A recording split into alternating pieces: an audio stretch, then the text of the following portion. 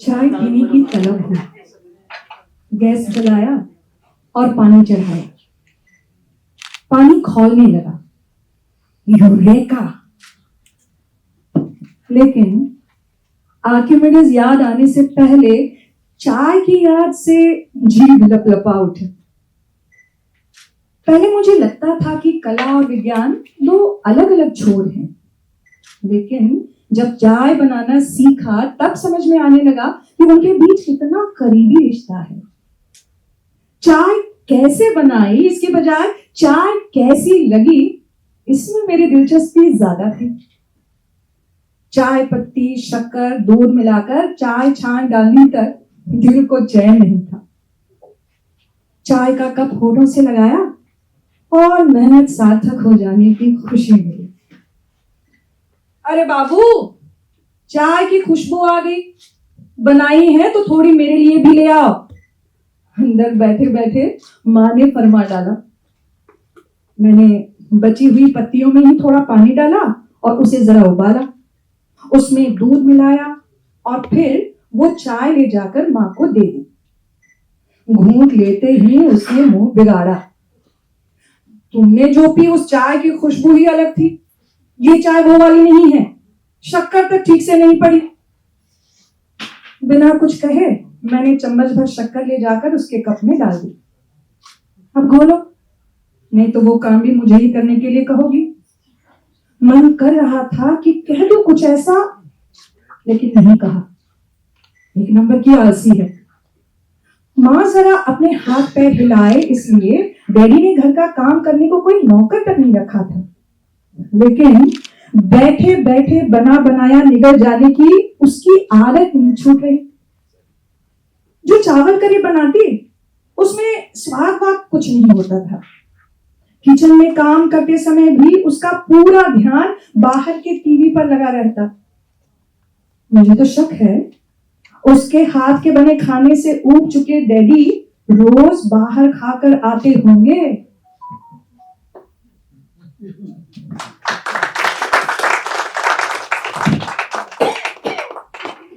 जब 11वीं के क्लासेस शुरू हो गए तब एक इतवार को मार्टिन सर से मिलने गया था।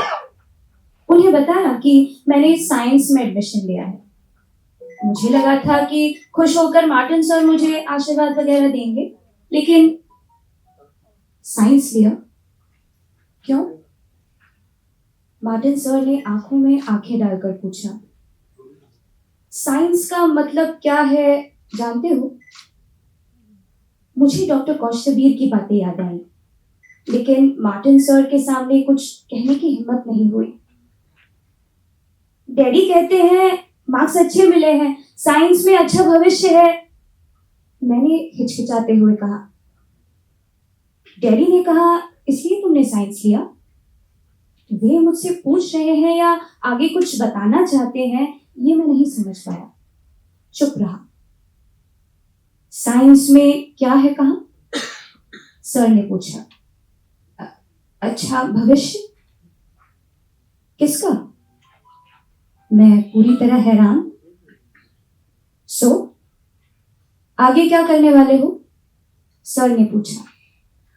डैडी कह रहे हैं कि मेडिसिन में जाओ, मतलब तुम डॉक्टर बनोगे। डैडी ने कहा है। मुझे ही नहीं पता था कि मैं क्या कहना चाहता था। समझ गया, तुम्हारे डैडी चाहते हैं कि तुम डॉक्टर बनो, राइट? मैंने हामी भरी।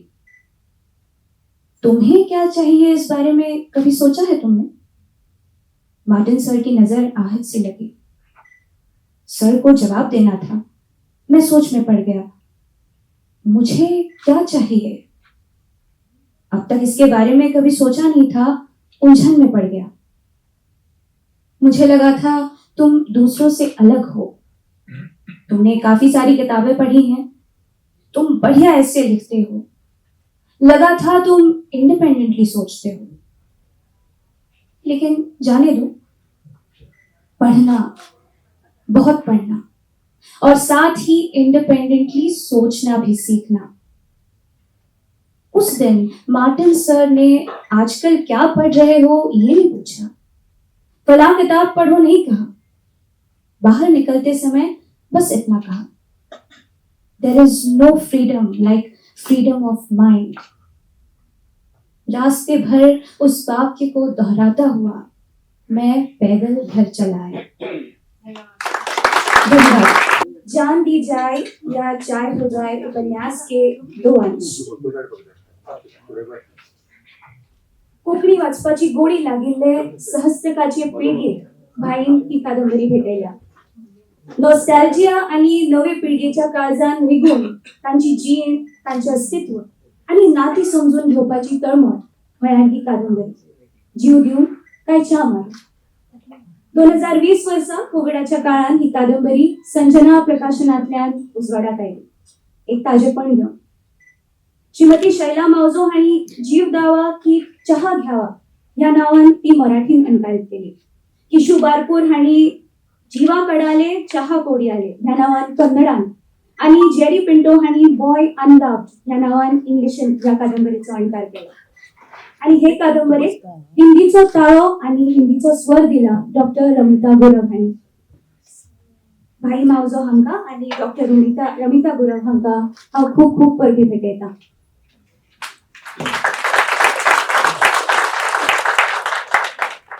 हम सब अक्सर कई सवालों से घिरे रहते हैं, उनसे हम टकराते हैं, उनसे हम कई बार जूझते हैं। कभी उनके जवाब मिल जाते हैं तो कभी वे और बड़े सवाल उत्पन्न करते हैं। लेकिन जीवन का सबसे बड़ा सवाल ये है, अल्बर्ट कामू के हवाले से, कि अर्थहीन प्रतीत होते हुए भी क्या जीवन जीने के योग्य है, या फिर जीवन को चुनना, उसका अनुभव करना, अर्थहीनता के प्रति विद्रोह करना अपने आप में एक तरह की विजय।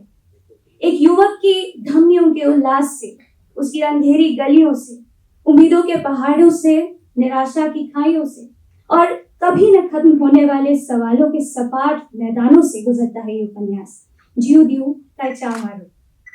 वाणी प्रकाशन समूह नई दिल्ली और कला एवं संस्कृति संचालनालय गोवा सरकार के संयुक्त तत्वावधान में आयोजित हम सबके प्रिय भाई मावसो द्वारा लिखित और डॉक्टर रमिता गुरव द्वारा हिंदी में अनुदित उपन्यास जान दी जाए या चाय हो जाए के लोकार्पण समारोह में आप सबका हार्दिक स्वागत है। तुमका सगळ्या माय मोगाचो आणि मोठे भरीत होता। हमारा सौभाग्य है कि इस समारोह के लिए हमारे साथ मुख्य अतिथि के रूप में उपस्थित हैं प्रसिद्ध लेखक, अनुवादक और आलोचक माननीय प्रोफेसर हरीश त्रिवेदी। विशिष्ट अतिथि के रूप में सेंट जेवियर्स महाविद्यालय मापसा के प्रशासक माननीय फादर एंटोनियो सालेमा, गोवा सरकार के कला एवं संस्कृति संचालनालय के निदेशक माननीय श्री सगुन वेब और वाणी प्रकाशन ग्रुप की कार्यकारी निदेशक माननीय सुश्री अदिति माहेश्वरी। मैं निवेदन करती हूँ भाई मावजो और डॉक्टर रमिता गुरव से कि आप अतिथियों को सम्मान पूर्वक मंच पर लेकर आए। आप सबका पुनः एक बार बहुत बहुत स्वागत। अब हम पौधा भेंट कर मान्यवरों का स्वागत करेंगे। उर्वरता, नवजीवन, प्रेम, जीवटता के प्रतीक स्वरूप है ये पौधे। भाई और डॉक्टर रमिता गुरव के प्रियजनों के हाथों हम ये पौधे हमारे अतिथियों को देंगे।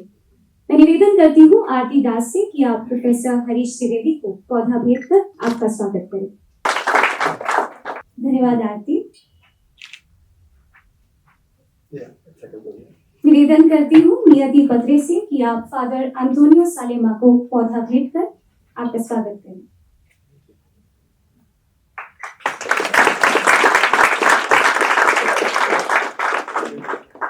धन्यवाद। निवेदन करती हूँ दीपाली सुतार से कि आप आदिति माहेश्वरी को पौधा भेंट कर आपका स्वागत करें। निवेदन है असावी गुरव से कि आप श्री सगुन वेब सर को पौधा भेंट कर आपका स्वागत करें। निवेदन है आरती से कि आप भाई मावजो को पौधा देकर उनका स्वागत करें।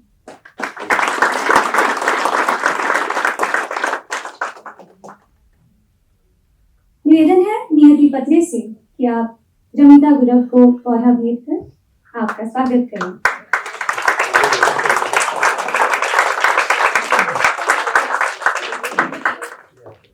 आपका बहुत बहुत शुक्रिया।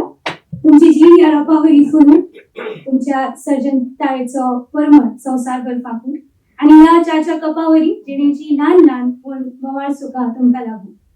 बहुत बहुत धन्यवाद और फिर एक बार आप सबका हार्दिक स्वागत। अब मैं निवेदन करती हूँ गोवा सरकार के कला एवं संस्कृति संचालनालय के निदेशक माननीय श्री सगुन वेळीप से कि आप स्वागत पर वक्तव्य दें। सर। सगळ्यांक नमस्कार। माझ्या मोगाचो येवकार आम्ही हांगा आयच्या सांस्कृतिक भवनाच्या हॉलांत पुस्तक प्रकाशन सोहळ्याक आमच्या मदीं हजर आसात प्रोफेसर हरीश त्रिवेदी,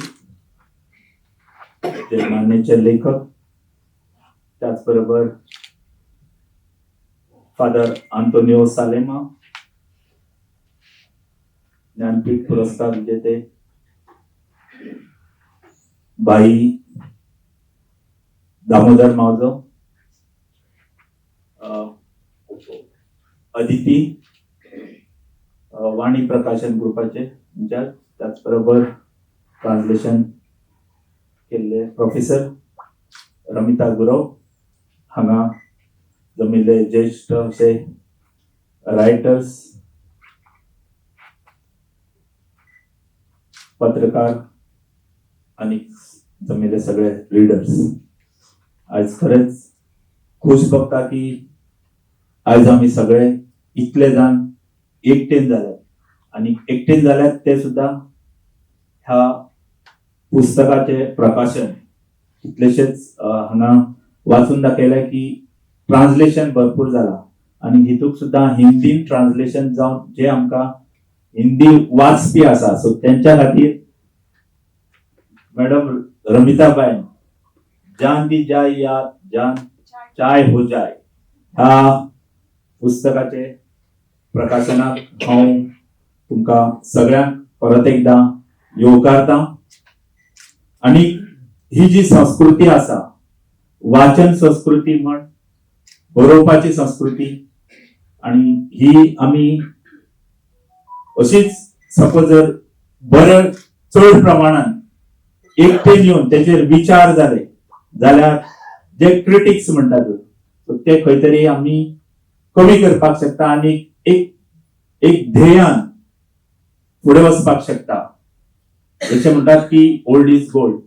हांगा आमकां जाणटेल्याचे जे जाणकार आसा सो त्यांचे मार्गदर्शन हे जायच पडटा आणि तितूंतल्यानच त्यांचे विचार घेवन आमी हांगा अशा ह्या पुस्तकांतल्यान फुडें सरपाक जाय आणि आमचे विचार जे स्टुडंट्स आसात आणि जाणटे विचार हेंचे दोगांचे विचार जावन सपोज जर खंयचेय बुक्स त्यांचे विचार इन रायटिंग फॉर्मान येले सो जाल्यार म्हाका दिसता आमी एक सुंदर अशे पुस्तकां जी बरोवपी आसात सो तांकांय उमेद हाडपाक शकतली, जेणे करून हांगा जमिल्ले सगळे मन वाचपाक शकतले। आणि खंयचेय पुस्तक बरयलें म्हणून जायना सो तेणी चड कितले रायटर्स रीड्स दॅट बुक हे इम्पॉर्टंट धरूनच तेजे सपोज जर आमी विचार केलो आणि आपले जे ज्ञान आसा ते सगळ्या कडेन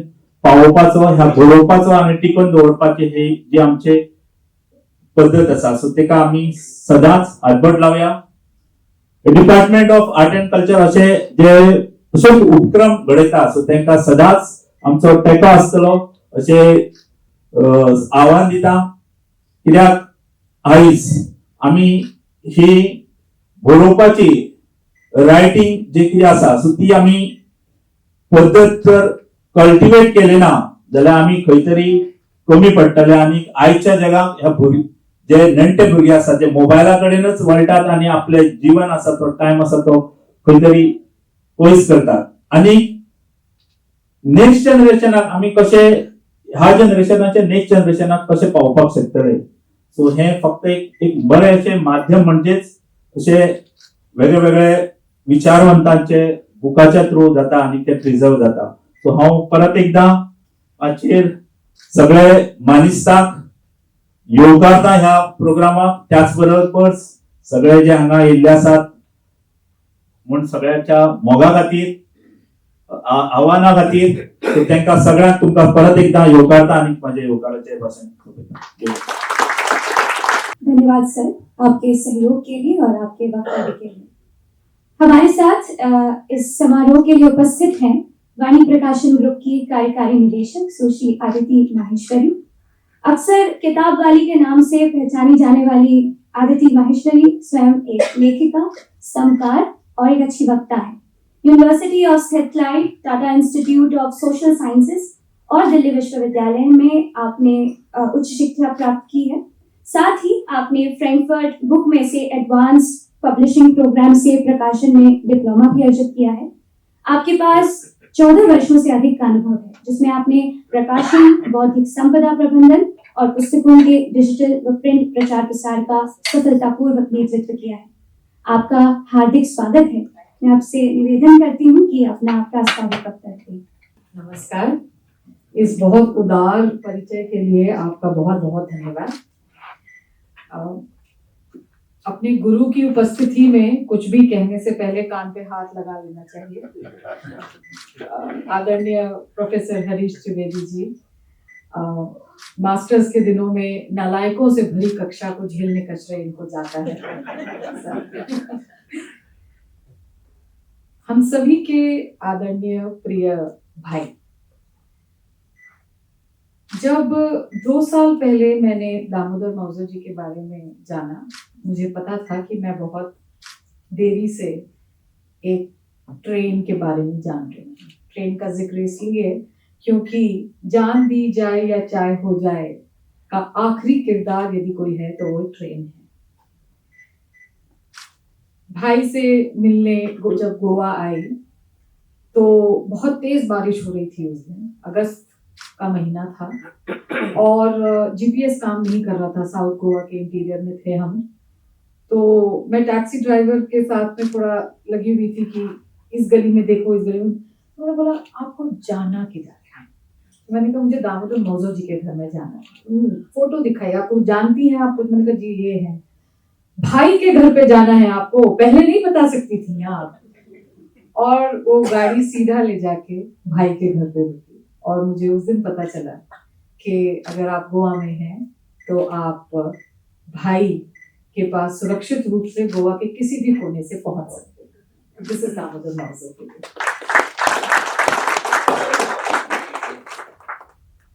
जन्नत और अन्य कहानियां पहला संग्रह कहानियों का हिंदी में ज्ञानपीठ के प्रकाशन कार्यक्रम का वाणी प्रकाशन में जुड़ने के बाद पहला संग्रह हमने प्रकाशित किया और रमिता जी ने ही उसका अनुवाद किया था। और ज्ञानपीठ पुरस्कार की जो सेरेमनी थी उसका पूरा कार्यक्रम 2 साल पहले जब पूरे गोवा ने, मुझे नहीं लगता कि इतनी बड़ी गैदरिंग मैंने कभी देखी किसी पुरस्कार समारोह की। पूरा गोवा आया था उसमें और उसी उपलक्ष्य में वह किताब भी लोकार्पित हुई थी। और उसके बाद जब भाई के नए उपन्यास के बारे में पता चला तो हमारे लिए बहुत ही खुशी की बात थी कि जिन अंकुरों को, जिन बीजों को हमने जन्नत में देखा, वह अब एक फल फूल के उनमें से ही एक बीज एक उपन्यास का रूप लेने वाला है। मैं उस समय पूरी रूपरेखा किताब की नहीं जानती थी, लेकिन जेरी, हम सभी के जेरी से मुलाकात हुई और जब मुझे पता चला कि भाई का उपन्यास अंग्रेजी में जेरी ही अनुवाद कर रहे हैं और जेरी मेरे भी लेखक हैं, तो मैंने जेरी से पूछा कि रूपरेखा क्या है, तो उन्होंने रूपरेखा मुझे कुछ संक्षिप्त में बताई और मुझे लगा कि इस कहानी में हम सबकी कितनी कहानियां मिलने वाली हैं। ये विपिन जो लड़का है उसे हमने कहीं ना कहीं किसी स्कूल में, किसी कॉलेज में, कॉलेज के ग्रुप में, पड़ोस में, बाबू के रूप में, छोटे रूप में, बड़े रूप में, किशोर के रूप में देखा है, जाना है। एक ऐसा कठिन बचपन और एक ऐसी कठिन जवानी, इसके बावजूद वो लड़का जीवन के प्रश्नों से दो हाथ करने में बाज नहीं आता। अगर आप निर्गुण भजन में कुछ रुचि रखते हो और पंडित कुमार गंधर्व का उड़ जाएगा हंस अकेला अगर आपने सुना हो, तो उसमें एक पंक्ति आती है कि जैसे पात गिरे तरुवर से मिलना बहुत दुर्लभ। पुस्तक के अंतिम पृष्ठ में केले का पत्ता गिरता है पेड़ से और विपिन सोचता है कि क्या इसे पता था कि ये गिरने वाला है? क्या इसे पता था कि इसका जीवन का अंत ऐसे होने वाला है? हम फ्री विल की बात करते हैं और प्री डेस्टिनेशन की बात करते हैं, इन दोनों के बीच में द्वंद्व है और इसी के बीच में कहीं ना कहीं जीवन है और इसी जीवन के प्रश्न से बाबू विपिन जो बड़ा हो गया है दो हाथ कर रहा है। कहीं ना कहीं दामोदर मौजो भाई का व्यक्तित्व, अगर आप उनके घर आप सबने देखा ही है, ढेर सारे पेड़ हैं, कदम का पेड़, पीपल का पेड़, फूलों वाले पेड़, अमलतास, और आप देखेंगे कि उन पेड़ों पे बहुत सारी दुनियाएं बसती हैं, चिड़ियाओं की, कुछ तितलियों की, मधुमक्खी के छत्ते हैं। आप पाएंगे गिलहरियां इनकी कहानी में कितनी आती हैं। आप पाएंगे कि एक ऐसा इकोसिस्टम है इस व्यक्ति के आसपास जो कि प्रकृति, समाज और सम्यकता, अपनी कॉन्शियसनेस को एकाग्र देता है। भाई का व्यक्तित्व भी ऐसा ही है। आज जब हम कार्यक्रम से पहले चाय पी रहे थे सभी लोग, तो मैं देख रही थी कि एक ऐसा व्यक्ति है मेरे सामने जो कि उस इकोसिस्टम का ही एक प्रारूप है। उनकी हिंदी प्रकाशक, उनकी हिंदी अनुवादक, उनकी मलयालम अनुवादक, उनके कोंकणी प्रकाशक, उनके हिंदी और अंग्रेजी में चाहने वाले क्रिटिक, ये सब लोग एक दूसरे से बात कर रहे हैं और बीच में एक सुंदर पेड़ की तरह खड़े हैं भाई, हम सबको जोड़ने के लिए।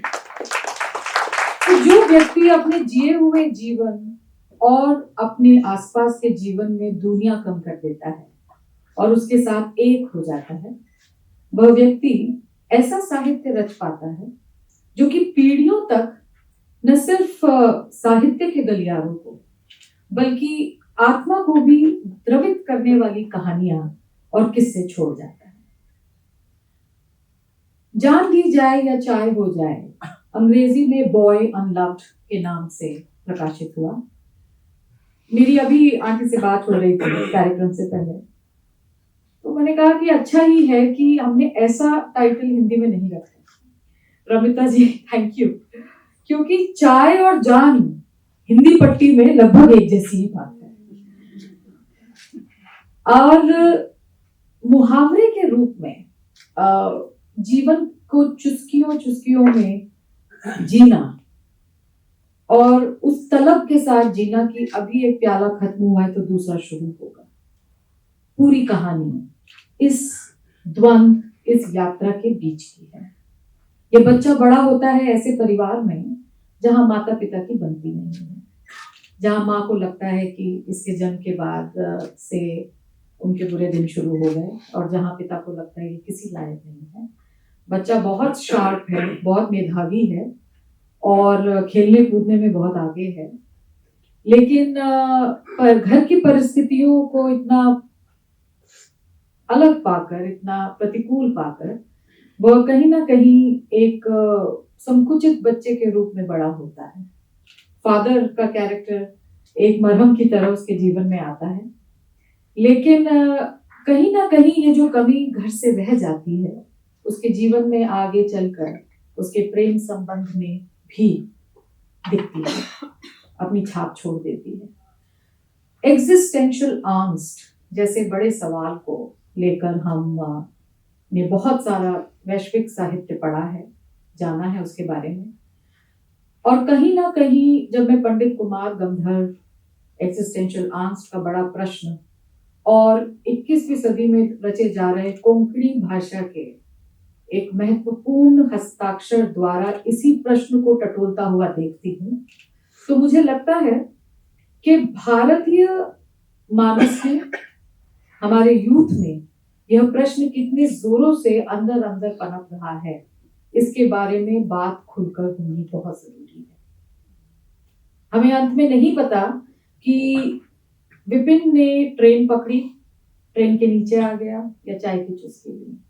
वो अभी उस सवाल से गुजर ही रहा है कि ट्रेन स्टेशन पे लग गई, लेकिन अब वो क्या करे।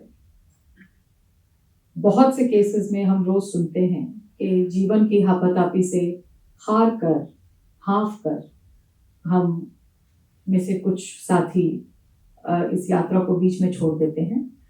लेकिन ऐसा कुछ तो हो जीवन में जिसके खूंटे पर हम अपनी पिछली रात की शर्ट टांग कर चैन से सो सकें। वो ढूंढना ही जीवन है, और इसी जीवन को टटोलने की ये खूबसूरती हमें इस उपन्यास में नजर आती है। हिंदी साहित्य के गलियारों में इस उपन्यास का जोर शोर से स्वागत है। ये जोर शोर कोलाहल नहीं है, ये जोर शोर व एंगेजमेंट ही एक गलत शब्द है, मुझे शब्द नहीं मिल रहा।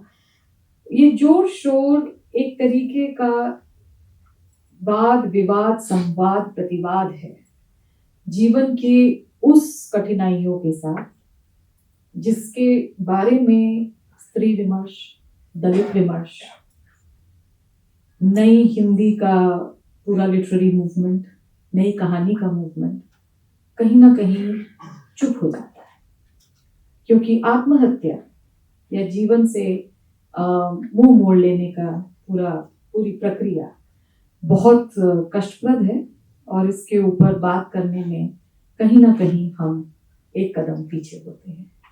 तो इसके लिए, इसके ऊपर से चादर उघाड़ने के लिए भाई आपको बहुत बहुत धन्यवाद।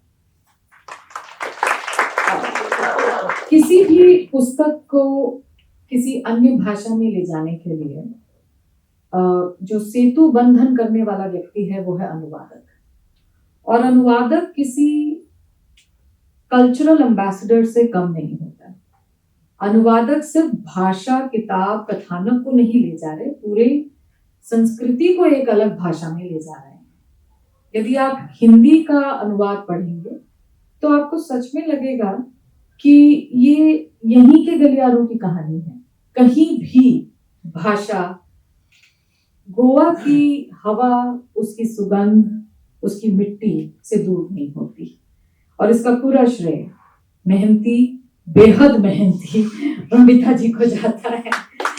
3 ड्राफ्ट्स को पढ़ना, लगातार पढ़ना, और फिर उसमें से जो भी कमियां हैं, भाषा को तराशने का पूरा काम है, पेशेंटली हमारी टीम के साथ लगे रहना। कवर के बारे में शायद हमारी लंबी चर्चा हुई कि कवर पे क्या होना चाहिए, उसके बारे में पूरी चर्चा। तो ये अनुवादक के कागज पर लिखे हुए सारे कर्तव्यों से बाहर के काम हैं, और इसीलिए शायद हमारा देश इतना समृद्ध है भाषाई तौर पर, क्योंकि हमारे पास ऐसे अनुवादक हैं।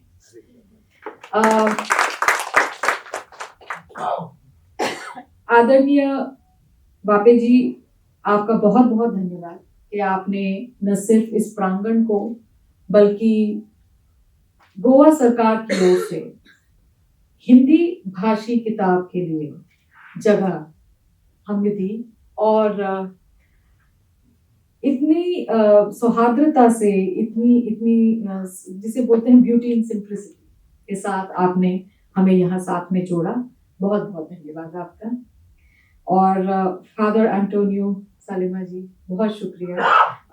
मैं व्यक्तिगत तौर पे मुझे ये लगा कि आज आपको सुन के बहुत लाभान्वित होंगी, और मैं प्रतीक्षा करूंगी आपके वक्तव्य की, और उम्मीद है कि गुरुजी से पासिंग मार्क्स मिल जाएंगे। तो किताब अब आपके हवाले। हमारा काम प्री प्रेस का यहाँ तक था। अब किताब में जो कमी पेशी रही वो हमारी, और जो बढ़िया हुआ वो रमिता जी और दामोदर जी का। बहुत शुक्रिया। बहुत बहुत शुक्रिया मैम आपके वक्तव्य के लिए, और कोंकणी साहित्य को हिंदी विश्व में समाहित करने के लिए।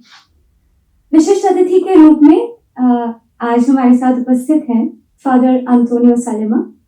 गोवा के सालसेट में जन्मे फादर एंटोनियो सालेमा ने अपनी प्रारंभिक शिक्षा स्थानीय सरकारी प्राथमिक विद्यालय से प्राप्त की, और उसके बाद सालिगांव की सेमिनरी ऑफ आवर लेडी में दाखिला लिया।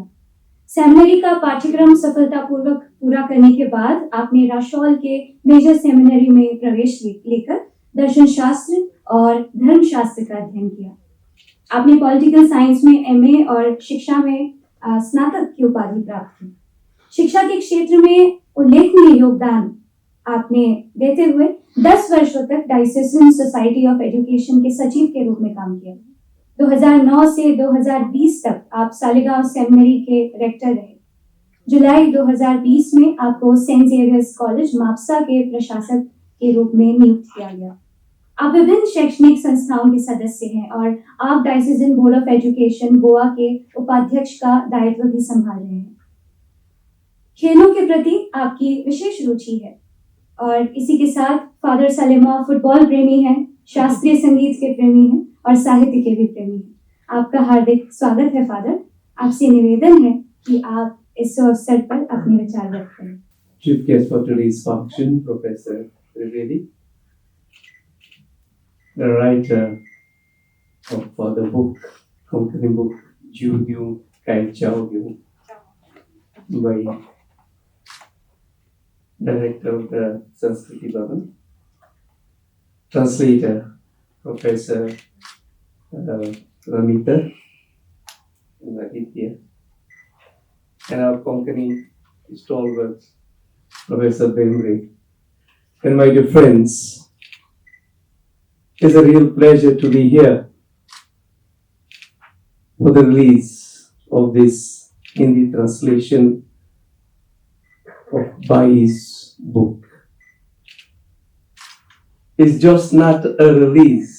When I accepted Ramita's invitation to be here, I thought it was a great honor for our Konkani language, that it was getting translated, the stories were getting translated into many languages.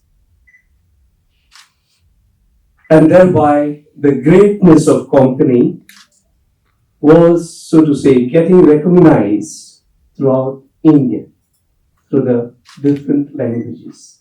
That is the greatness, and that is why I thought I could be a part of this beautiful program. Speaking about Professor Ramita, she's always on the feet, even in the college. I don't know whether she really knows how to sit. She's always on the move. She's asking this, she's explaining this, she's trying to go into this. Always on the move and always trying to learn.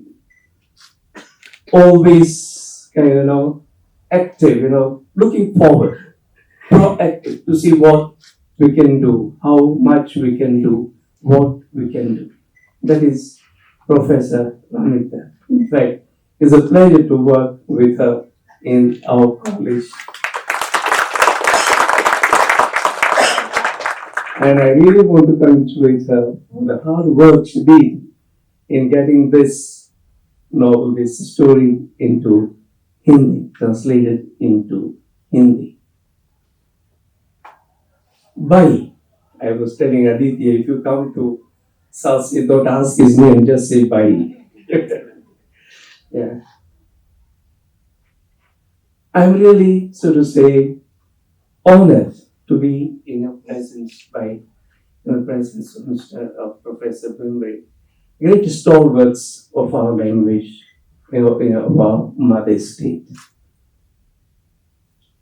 And the greatness of Bai lies in that he has sat in his shop and has come out with beautiful books, which shows his close connection with the people, with the nature, his deep sense, keen sense of observation, and his imagination. This is the reason why he has become a great writer. Just sitting there, but observing the things around him. and writing and telling about this book. He says, I'm closely connected with the youth. He says he was very close to his three daughters. He's very close to his grandchildren. And he says he can talk to them without fear. This is the greatness of this man. You know, when I read that in the Herald today, I was saying here is a situation where there does not seem to be any generation gap. Where a grandfather can talk so easily to his grandchildren, and the grandchildren can easily run to their grandfather and talk to him, share with him. There doesn't seem to be any generation gap, and that is the greatness about you. And this is what makes this writing so great.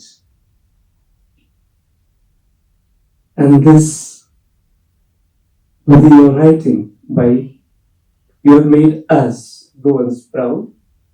You have made Konkani proud. And we wish and we hope that there will be many more such books penned by you. And here is a kind of a model for our youngsters, especially for students, our Konkani Hindi Marathi department in our college, are very active departments.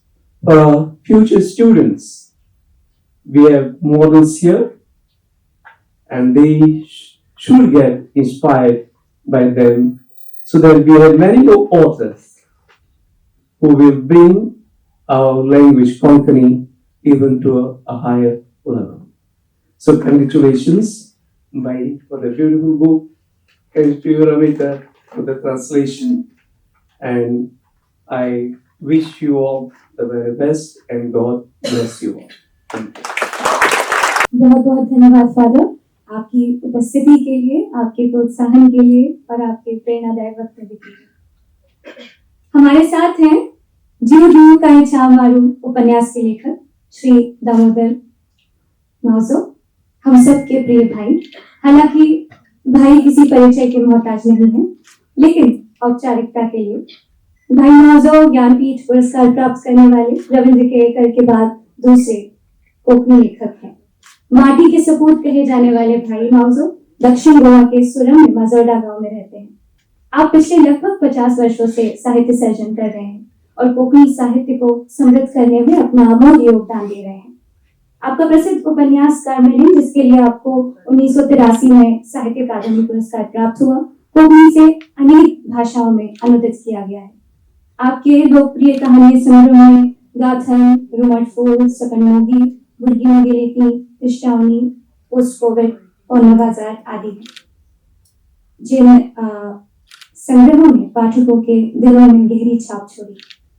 भाई माउजो अपने विचारों की बेबाकी के लिए जाने जाते हैं और इस फलसफे में विश्वास करते हैं कि एक राइटर एक फाइटर भी होता है। मैं निवेदन करती हूँ भाई माउजो से कि इस उपन्यास की सृजनात्मक यात्रा से हमें रूबरू करें। फिर मैं आई टू दिस और मुझे नहीं आई टू दिस और रमिताच इतकं सुंदर अनुवाद करून ते पुस्तक तुमच्या मुखार हाडलां। खूब बाय दिसताना आयकताना की म्हणजे इल्लो चड फोकस जाता काय कितें, ताजेर कमी जाता काय कितें अशें दिसता। मंच पर उपस्थित अतिथिगण, खास करके आज के प्रमुख अतिथि प्रोफेसर हरीश द्विवेदी, दिल्ली से खास पधारी वाणी प्रकाशन की मेरी मित्र कह सकता हूँ, तो अदिति माहेश्वरी, आज के इस समारोह के विशेष अतिथि फादर एंटोनियो सालेमा, कला एवं संस्कृति संचालनालय निदेशालय की निदेशक। कोशिश करनी पड़ती है कि हमें तो संचालक बोलने की आदत है, और प्रमुख अतिथि ने बताया संचालक क्या चीज है, ये तो निदेशक है। तो निदेशक यहाँ है सगुन विनीत जी, तथा मेरी सहकारी my fellow writer and my translator Ramita ji, और कुछ नाम लिए बिना रह नहीं सकता। सूत्र संचालन, सही बात शब्द है ना, सूत्र संचालन।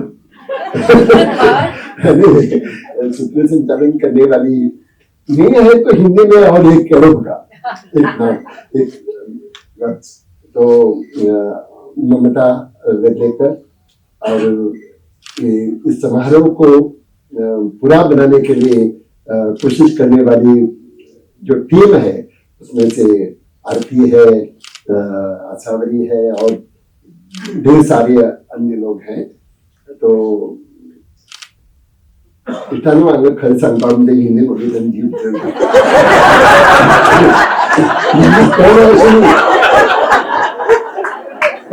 करा मुका राहणे हिंदी खरं सांगता बाहेर होता त्यांना उपाय नसून उलटच करतात. काय ते हिंदी उलयता जायचं, इंग्लिश उलयता पण गोंयकारा मुखार उलयतना जीव खरेंच जड जाता. उपाय ना. आज हांव जे तांकां जाय तितलेंच हांव हिंदीन उलयता, बाकी तुमचे खातीर हांव मनास उलयता. आज का दिन मेरे लिए विशेष है, खास है, क्योंकि आज मेरी चौथी किताब हिंदी में प्रकाशित हो रही है. आप शायद सोच में पड़े होंगे अदिति जी चौथी कैसे हो सकती है. ये तो 3 किताबें हैं. पहले तो स्वप्न प्रेमी आ गई थी, आपने खुद 2 किताबें निकाली हैं. लेकिन पहली किताब जो है कार्मेलिन हिंदी में प्रकाशित हुई थी और उसका विमोचन इसी शहर में, जानते हैं किसके हाथों हुआ था? उल्लास नहीं, गुजरात से गुलजार साहब से मेरी मुलाकात भी नहीं हुई थी तब. कमलेश्वर के हाथों हुई और 1990 में हुई थी और 91 में. तो मैं खुश नसीब समझता हूँ कि बोली कोकनी में बोलते हैं, आप मुझे मान लेंगे, बड़ी अच्छी हुई थी. तो आज चौथी किताब आ रही है. आज मैं उपन्यास के बारे में नहीं बोलूंगा, किताब के बारे में. आज पुस्तकाचे उलोचना किंवा मुळे पुस्तकाचे उलोचन झाला. कित्याक पुस्तकाचेर उलयता लाडी जागी कितें उलयतलो, साहित्याचेर जें उलयतात तेंच.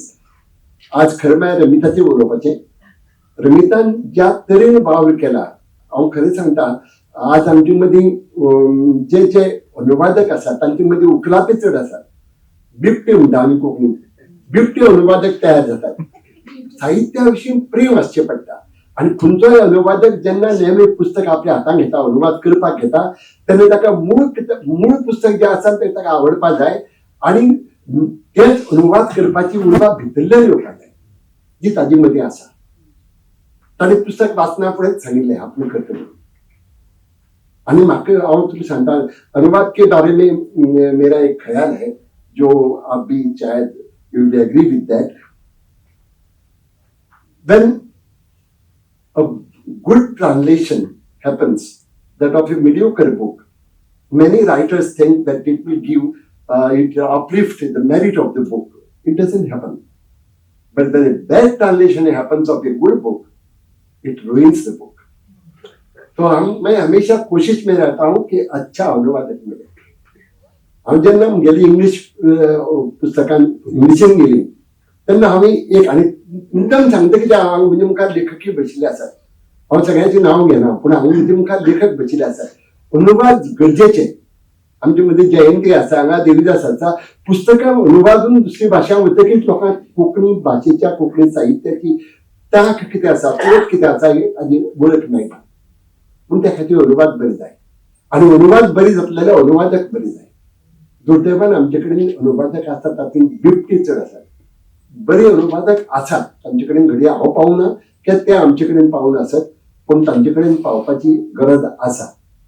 म्हाका जेन्ना हांव इंग्लिशीन पुस्तकां ट्रान्सलेट करपाक सोदलीं तेन्ना पयली मेळ्ळी ती विद्या पै, व्हेरी गुड ट्रान्सलेटर.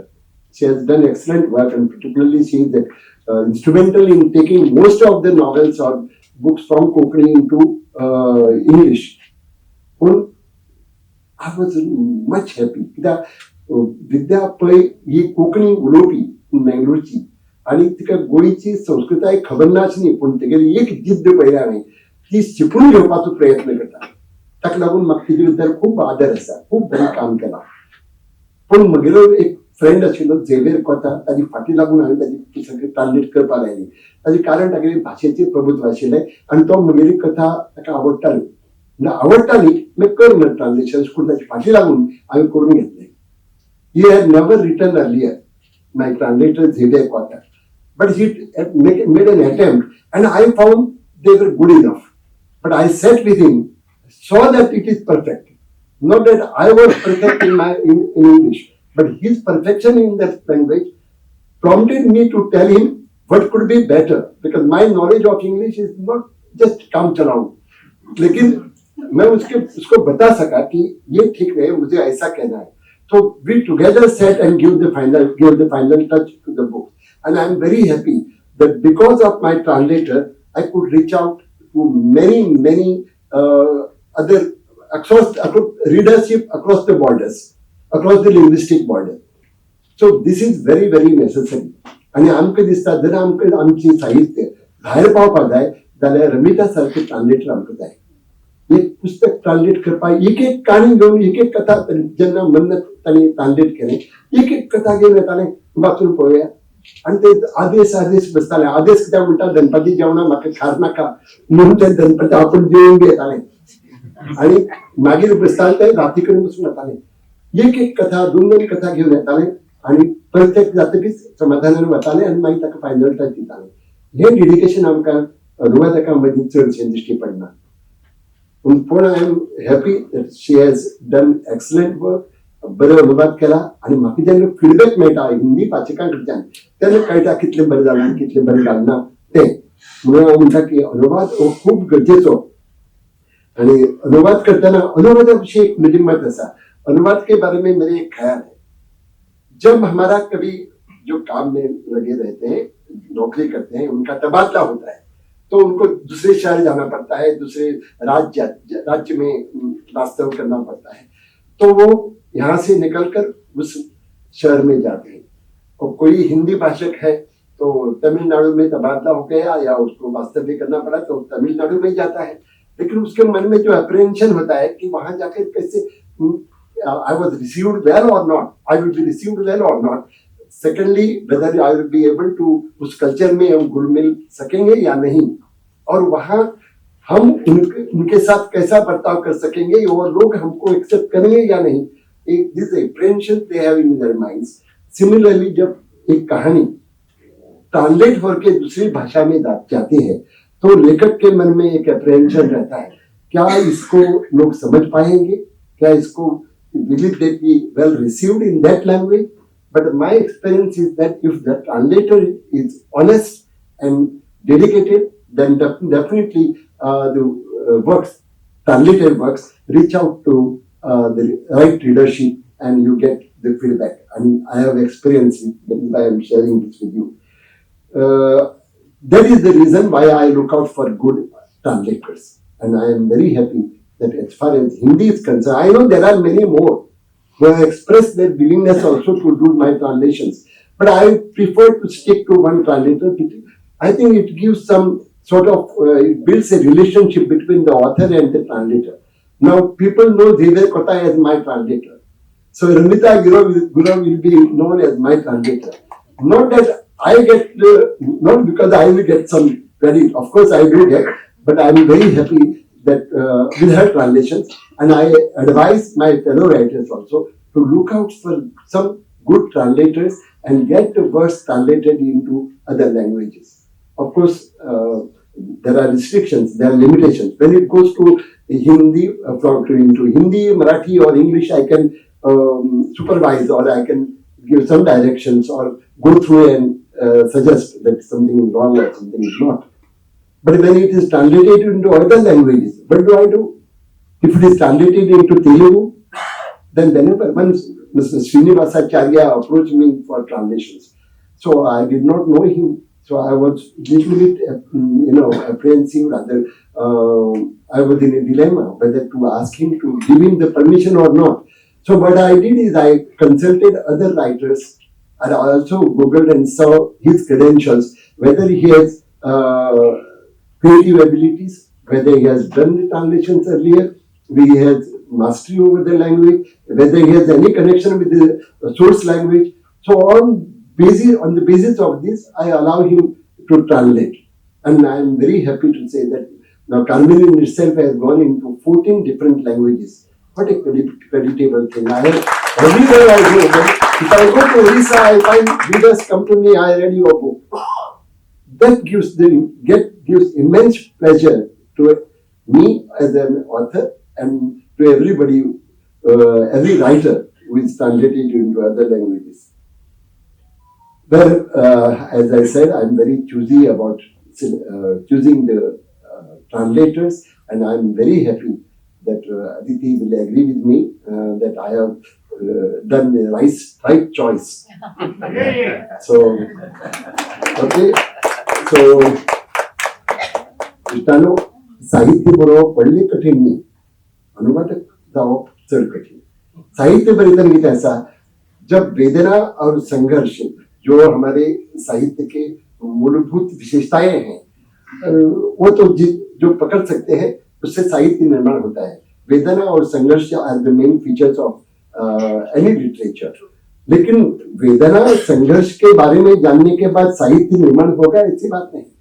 वेदना और प्रतिभा का संगम होता है, तभी साहित्य निर्माण होता है.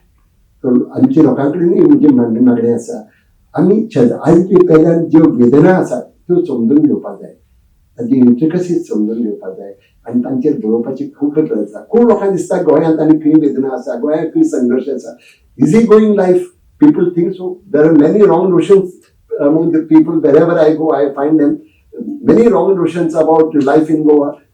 Think people enjoy drinks and go dancing and singing, and that is life in Goa. It is not so.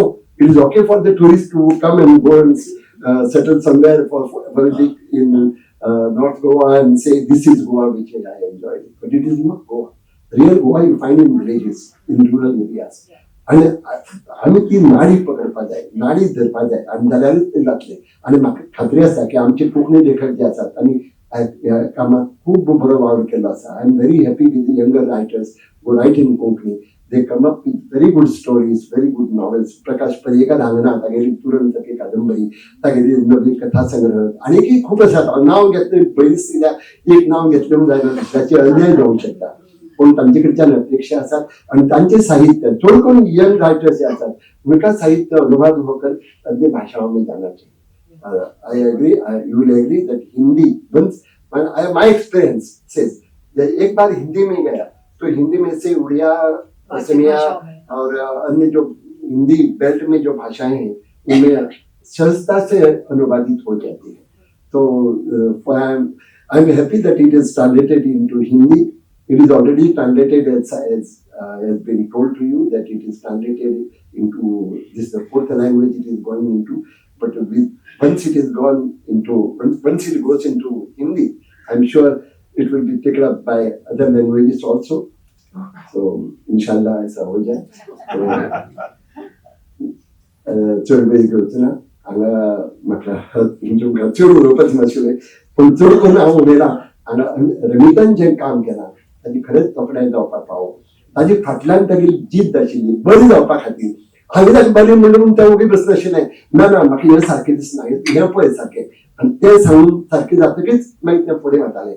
ह्या तरेन जर वावर करपी अनुवादक आमकां मेळ्ळे जाल्यार कोंकणी साहित्य, बरें बरें कोंकणी साहित्य आमकां इजिली दुसरी भाशा मेरेन पावपाक मेळटलें.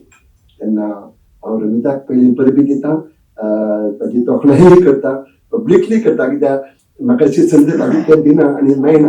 हांव ती संद घेता आनी अशे तरेन ते वावर करपी आसात त्या अनुवादक की हांव मागता ताणें आनी असले पुस्तकां हातांत घेवन ती अनुवाद करून इतरां कडेन पावोवची. आज हांगा वाणी प्रकाशनाची अदिती माहेश्वरी तुमच्या मुखार आयिल्ली आसा. ती एक कोंकणीन म्हणटात जाल्यार वायट तीक समजुची ना म्हणून म्हणटा, ती भोंवती भागत जाल्या सगळीं बरें भोंवता. ती काल हांगा आसा, आज हांगा आसा, फाल्यां ताका दिल्ली काम आसा, परत ती खंय भुवनेश्वरा आसता नाल्यार परत मागीर ते बनारसा पाविल्ली आसता. केन्ना एक कडेन जाग्यार मेळना. केन्नाय फोन करून ती हांगा थंय आसता, थंय नाल्यार थंय आसता. पूण ती लोकां मेरेन, लेखकां मेरेन पावता. आनी तुमी जर ती हांगा आयिल्ली आसा तेजो फायदो घेयात, तिजे कडेन वळख करून घेयात तिची नंबर घेयात, तिचे कॉन्टॅक्ट डिटेल्स घेयात आनी तिचे कडेन तिका अप्रोच जायात. ती is very accessible, very approachable. आनी तुमकां जे लेखक आसात तांकां हांव सांगता की तुमी हे जे संबंध आसात ते टिकोवन दवरपाक जाय, तिगोवन दवरपाक जाय. तांचे कडेन आपणें जर फुडें जावपाक जाय, भाई तेजे कडेन वळख करून तितून रावनाकात. हांव कित्याक सांगता, हांव वळख करून दिवपा फाटी सरना, पूण रावनाकात, आपूण फुडाकार घेयात आनी फुडें पावतले. चल उतर खूब खूब दिवगले तुम्हें भाई. अनुवाद की इस यात्रा के हम सब प्रियजन विद्यार्थी साक्षी हैं आणि खरेंच म्हणूं येता की ह्या कष्टाचें चीज जाला. तुमकां दोगांयकूय खूब खूब परबीं. अब वो घड़ी आ गई है जिसका हम सब इंतजार कर रहे हैं, पुस्तक का लोकार्पण. मैं निवेदन करती हूँ प्रोफेसर हरीश त्रिवेदी से कि इस पुस्तक को लोकार्पित करें. गोवा की पारंपरिक टोकरी, पाटलो और स्थानीय कुंडी वस्त्र में लिखती हैं पुस्तकें. आप सभी प्रियजनों, पाठकों, वरिष्ठ लेखकों की उपस्थिति में ये पुस्तक जान दी जाए या चाय हो जाए लोकार्पित हो रही है. तालियों से हम इस पुस्तक का स्वागत करते हैं.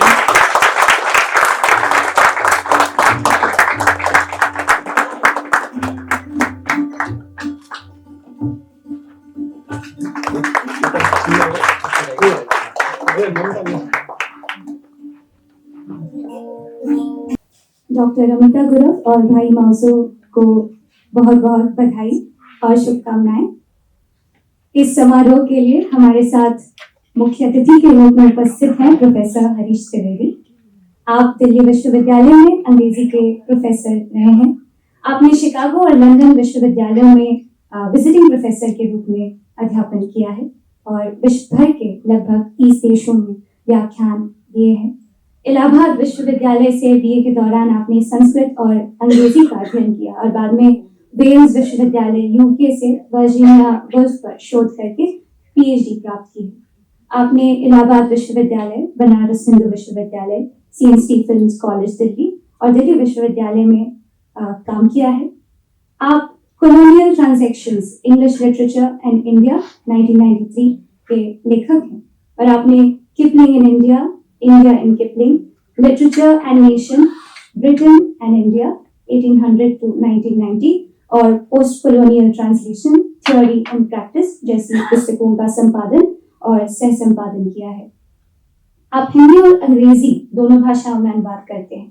आपने मध्यकालीन भक्ति कवि अब्दुल रहम खान खाना पर हिंदी में पुस्तक का संपादन किया है तथा आधुनिक हिंदी साहित्य पर सांस्कृतिक इतिहास लेखन भी किया है. इसके अलावा आपने लिटरेचर अ वर्ल्ड हिस्ट्री 2022 जो 4 खंडों में प्रकाशित हुई है, दक्षिण एशियाई साहित्य का एक विस्तृत इतिहास लिखा है. वर्ष 2024 में आपकी अन्य कृतियों में 100 years of a passage to India, international assessments और Indian literary historiography, concepts, languages and histories आपके लेखन में शामिल है.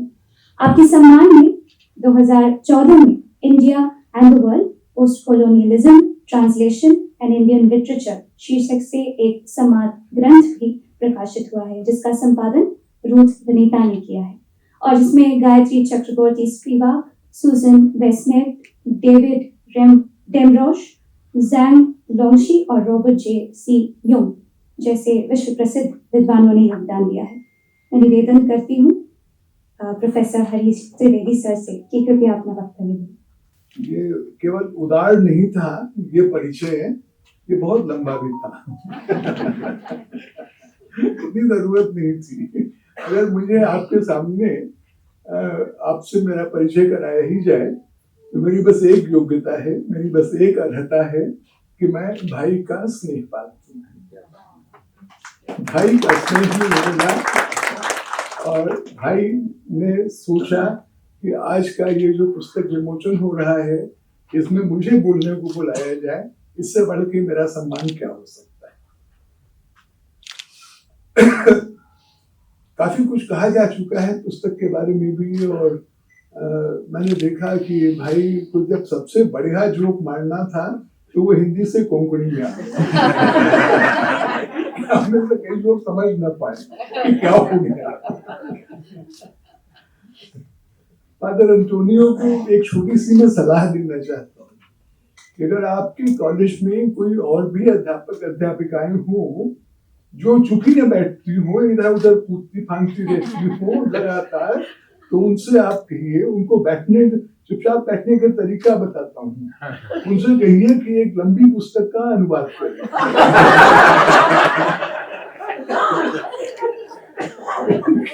दौड़ते भागते तो अनुवाद होता नहीं, बैठ के ही करना पड़ता है। अदिति ने कहा कि मेरी छात्र थी और क्लास में एक से एक नालायक भरे हुए थे। बिल्कुल सही कहा, लेकिन एक आध नालायक भी निकल गए। मेरे छात्रों ने बड़े बड़े कारनामे किए हैं, लेकिन केवल एक ही छात्र मुझे पता है जिसने प्रकाशन में जाकर इतना ऊंचा प्रकाशन गृह संभालना शुरू किया है, काफी दिन से कर रही है और इतना बड़ा योगदान कर रही है, न केवल हिंदी साहित्य में, लेकिन जैसा आपने देखा कोंकणी साहित्य में और सभी साहित्यों का भी हिंदी में अनुवाद करके, तो सुपात्र भी निकल जाते हैं कुछ मेरे छात्र।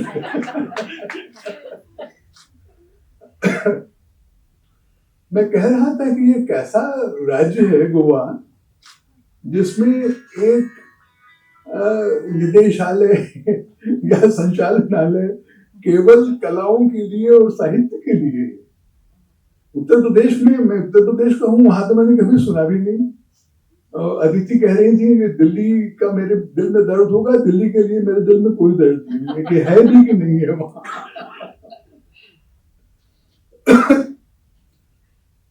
अनुवाद के बारे में भी कुछ बातें कही गई। मैं ये पुस्तक, मैं ये मन्नत और ये दोनों लाया हूँ दिल्ली से, जो अभी मिली है वो वहां रखी है, ये मैं दिल्ली से पढ़ के आया हूँ। और बल्कि सही बात क्या है कि मैंने पुस्तक तब पढ़ी जब छपी।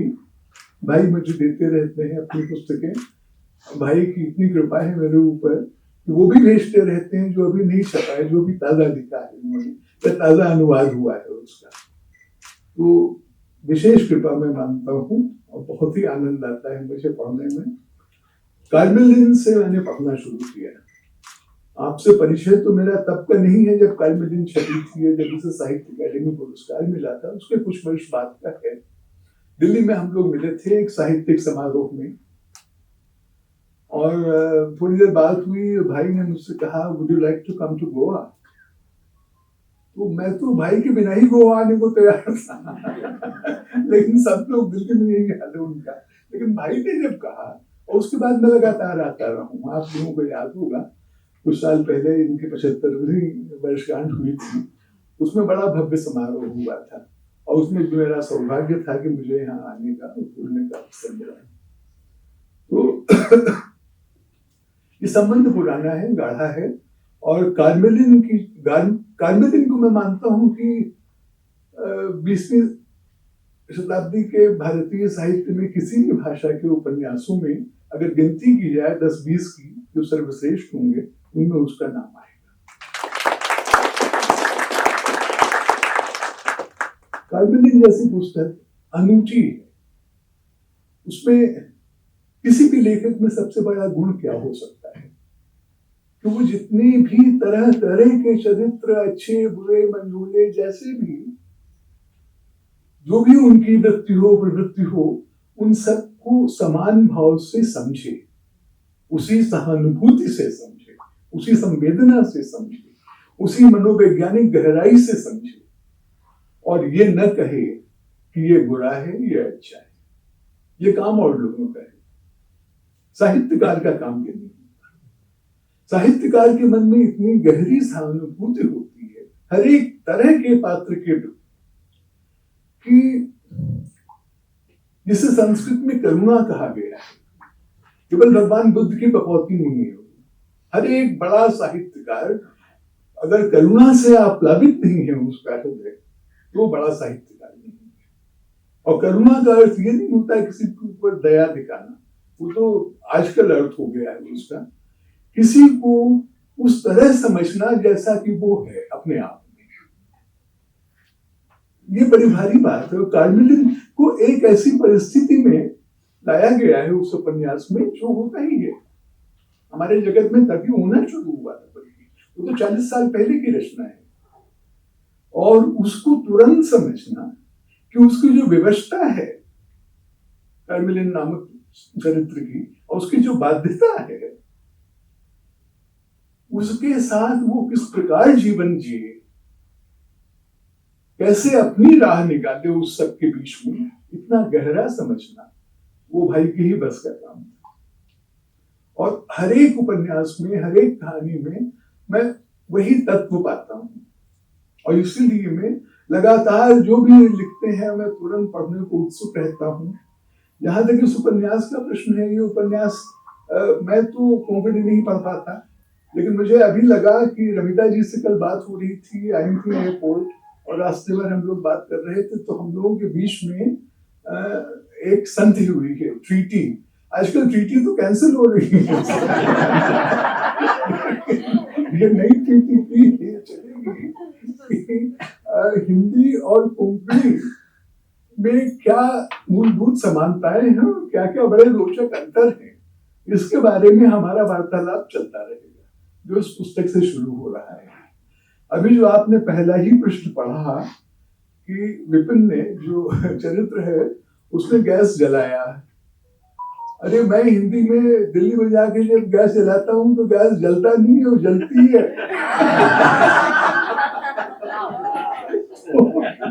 ये जो तरह तरह, इसमें कोंकणी का कोई दोष नहीं है, रमिता जी का कोई दोष नहीं है। हिंदी का लिंग भेद इतना जटिल है कि हिंदी वाले खुद नहीं एक दूसरे की बात मानते। लेकिन इस तरह के कुछ और भी प्रसंग में आपको उल्लेख करूंगा।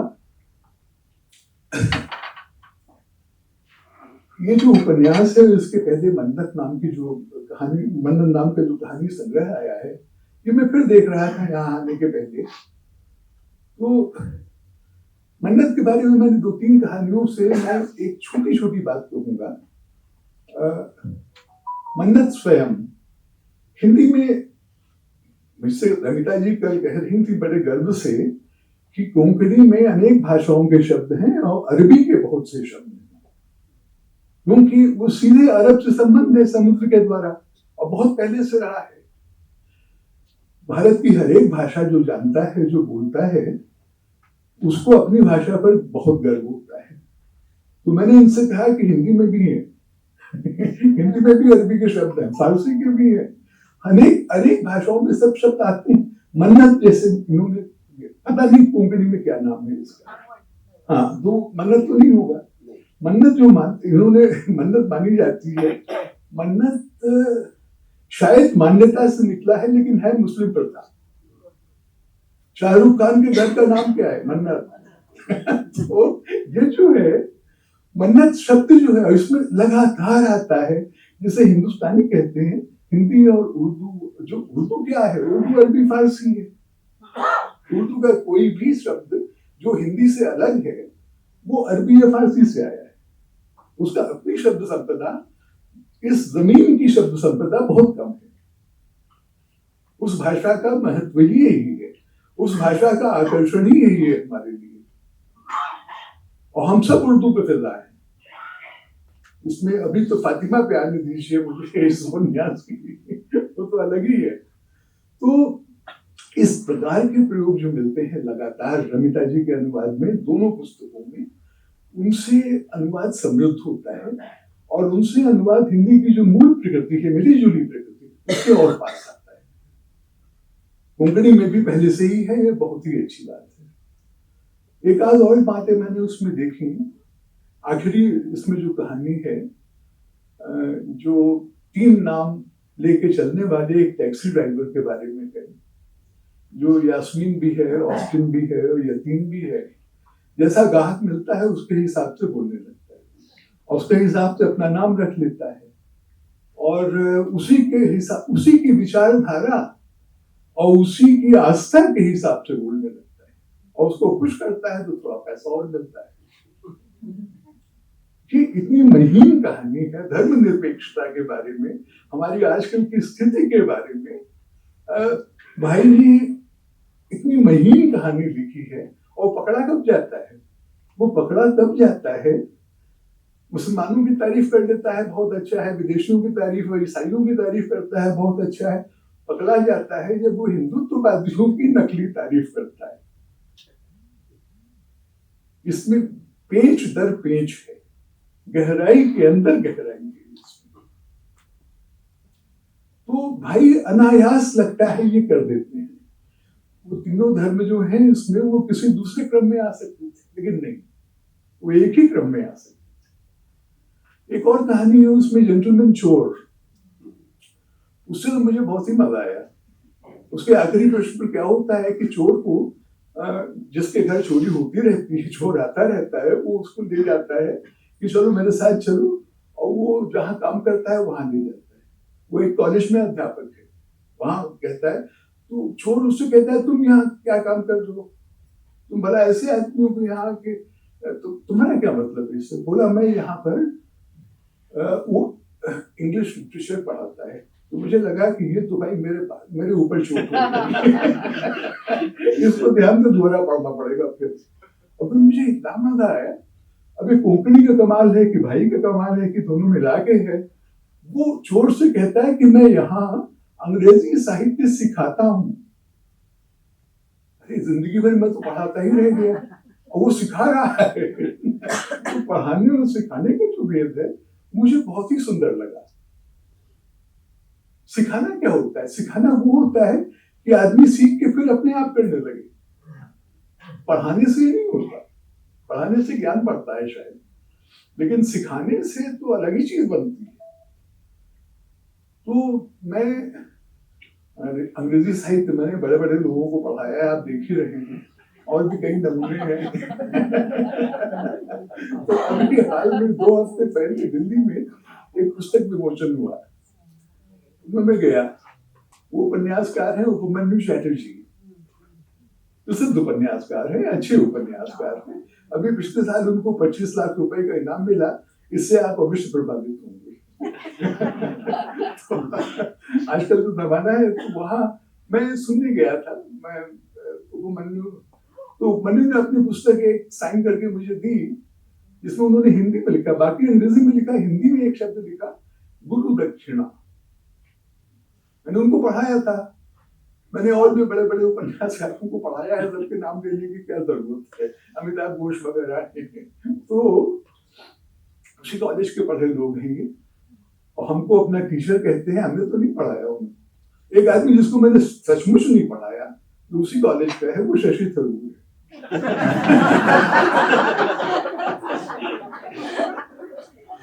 शशि थरूर बहुत ही स्मार्ट आदमी है, सब लोग मानते हैं। उसने क्या किया कि मुझे, जब मैंने इंग्लैंड गया था पीएचडी करने, तो उसी बीच में आके बीए करके चला गया। अब भी मिलता है तो हंसी मजाक होता है उसके साथ। इस सिखाने वाली बात जो है, ये भाषाओं का भेद है, या एक चमत्कार दामोदर ने पैदा किया है कि साहित्य पढ़ाया नहीं जाता, सिखाया भी जा सकता है। सिखाने का मतलब ये हुआ कि मैंने कहा उपमन्यु से उस दिन, तब मेरे सामने नहीं था शब्द भेद। मैंने उपमन्यु से कहा कि मैंने तो तुमको पढ़ना सिखाया था, लिखना थोड़ा सिखाया था। अध्यापक का काम इतना ही होता है। वो परोक्ष रूप से अगर पढ़ना सीखकर आदमी खुद अपने आप लिखना सीख जाए, तो इससे अच्छा क्या हो सकता है। अब मैं ये बेकार के प्रसंग न लाऊं बीच में।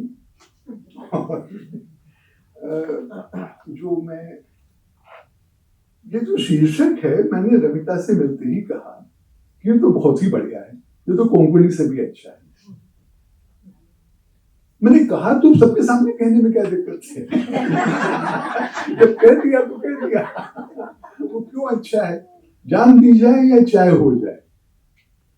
आपने देखा होगा कविता की 2 पंक्तियां लगती हैं, इसमें तुक बढ़ रही है, तुकान थे जो कोंकणी में नहीं है। अंग्रेजी को तुम्हें क्या कहूं, अंग्रेजी का अनुवादक समझता है वो जो चाहे कर सकता है। अंग्रेजी का रुतबा है ना इतना, तो शीर्षक उसमें है ही नहीं है, बॉय अनलव्ड। मुझे लगता है कि वो भी थोड़ा सा सही है, थोड़ा सही नहीं है। वो तो पहले भाग के बारे में सही है, दूसरे भाग में बॉय अनलविंग, अनलव तो अपने माता पिता के द्वारा है। फिर वो जो दो लड़कियां उसके जीवन में आती हैं, उनको प्रेम नहीं कर पाता, वो उसको तरह तरह से प्रोत्साहित करती हैं। उनका काम ही यही है कि उसमें प्रेम भावना जगाना, और वो हिचकता रहता है, वो पीछे खड़ा रहता है। तो दोनों पक्ष हैं उसके, कि उसको लव मिला कि नहीं मिला, और लव क्या होता है। मैं अंग्रेजी में बहुत बहुत खराबियां हैं, मैं जिंदगी भर पढ़ाता रहा तो क्या करूं, लेकिन लव माने क्या होता है। लव, सॉरी, मुझे बहुत ही खराब शब्द है, ऐसे ही लोग बोल देते हैं और उसका मतलब कुछ नहीं होता। तो इसमें उपन्यास में एक बहुत बड़ी बात दामोदर ने की है। मैं दामोदर कहता हूँ, आप बुरा न मानिएगा। अब जब हम लोग मिले तब तक मेरी आदत पड़ गई थी इस तरह कहने की लोगों को, और दामोदर जी तो मैं कह नहीं सकता, बीच बीच में भाई कह देता हूँ। तो इन्होंने एक इनकी बड़ी भारी उपन्यास लेखन में उपलब्धि है। मुझे लगता है कि जिसने युवावस्था में ही कार्मेलिन लिख दिया, उसके बाद अब वो और कहाँ जाएगा और क्या लिखेगा। लेकिन नई नई दिशाएं सामने खुलती हैं, और इसमें जो सबसे बड़ी उपलब्धि है दामोदर भाई की, वो ये है कि 2 भाग हैं उपन्यास के, उनमें बीच में फाक है। चरित्र वही है, विपिन तो वही रहता है, लेकिन नहीं, विपिन वही नहीं रहता है। घर में एक विपिन है, जब बड़ा होता है, कॉलेज जाता है, तो दूसरा होने लगता है।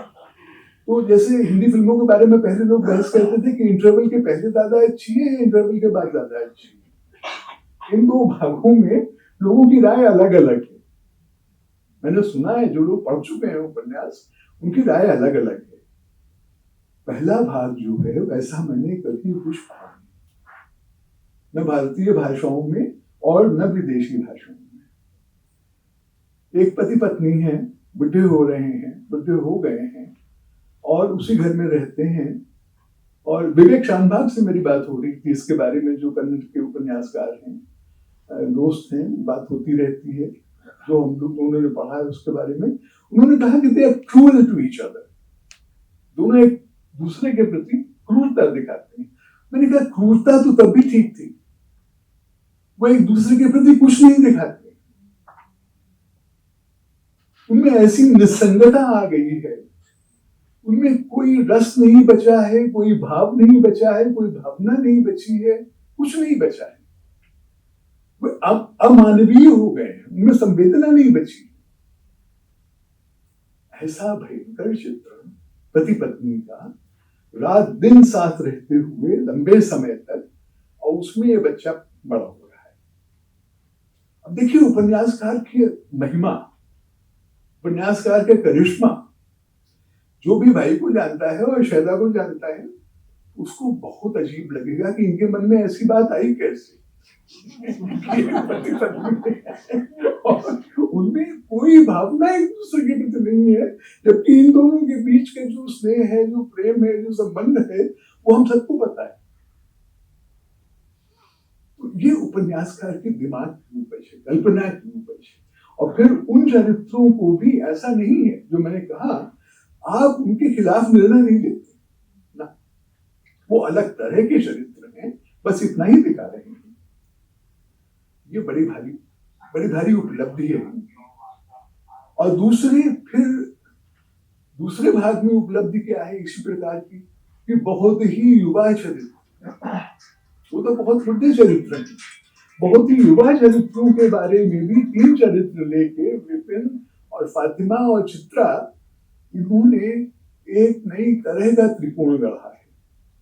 जैसा मैंने कहा, मुझे नहीं पता, विपिन के मन में तो प्रेम नहीं है उनके प्रति, वो चाहती है दोनों लड़कियां कि इसके मन में प्रेम जागृत हो।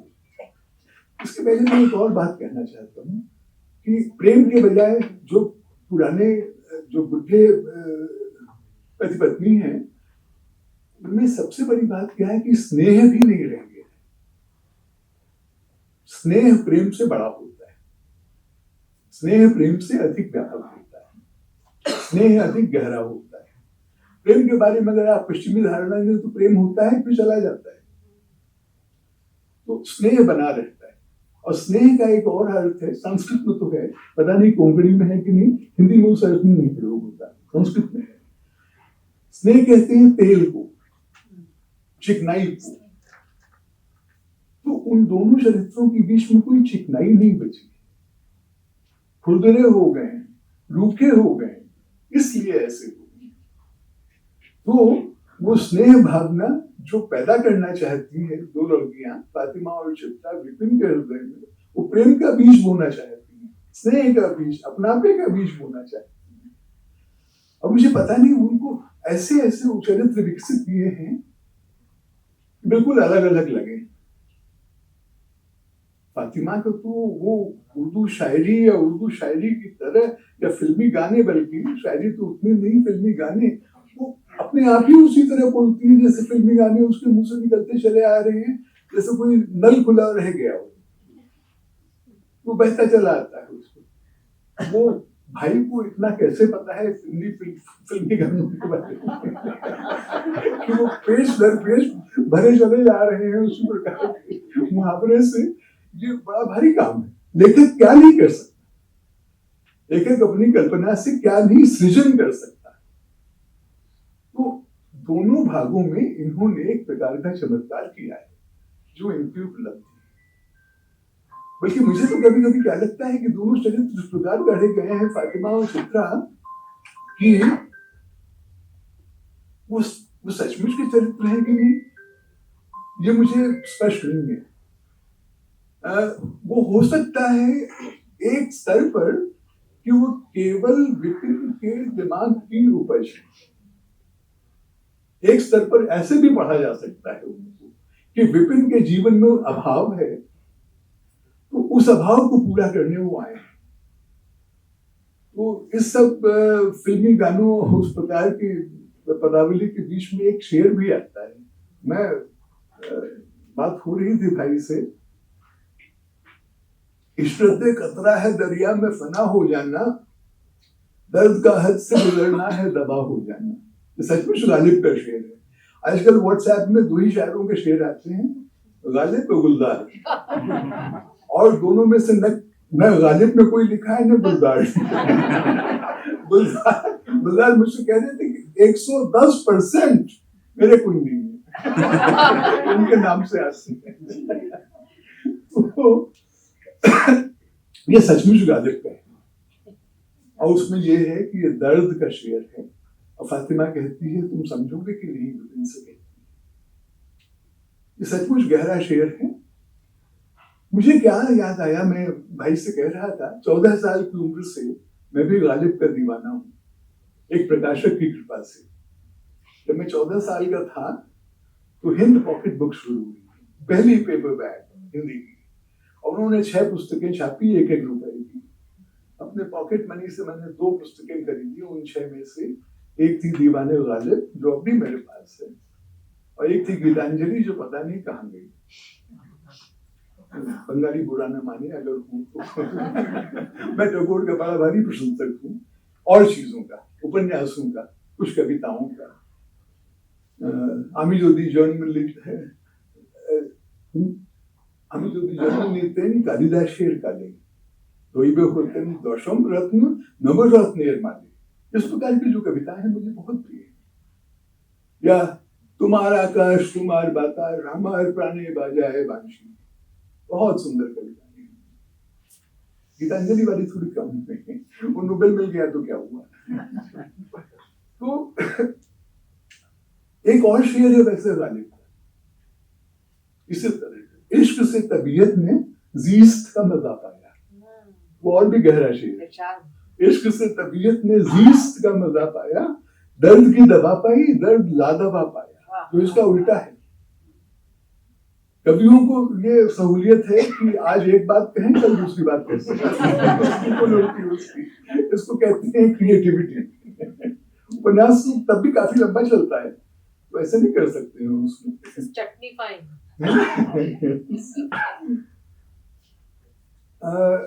अनुवाद के बारे में कुछ कहूंगा।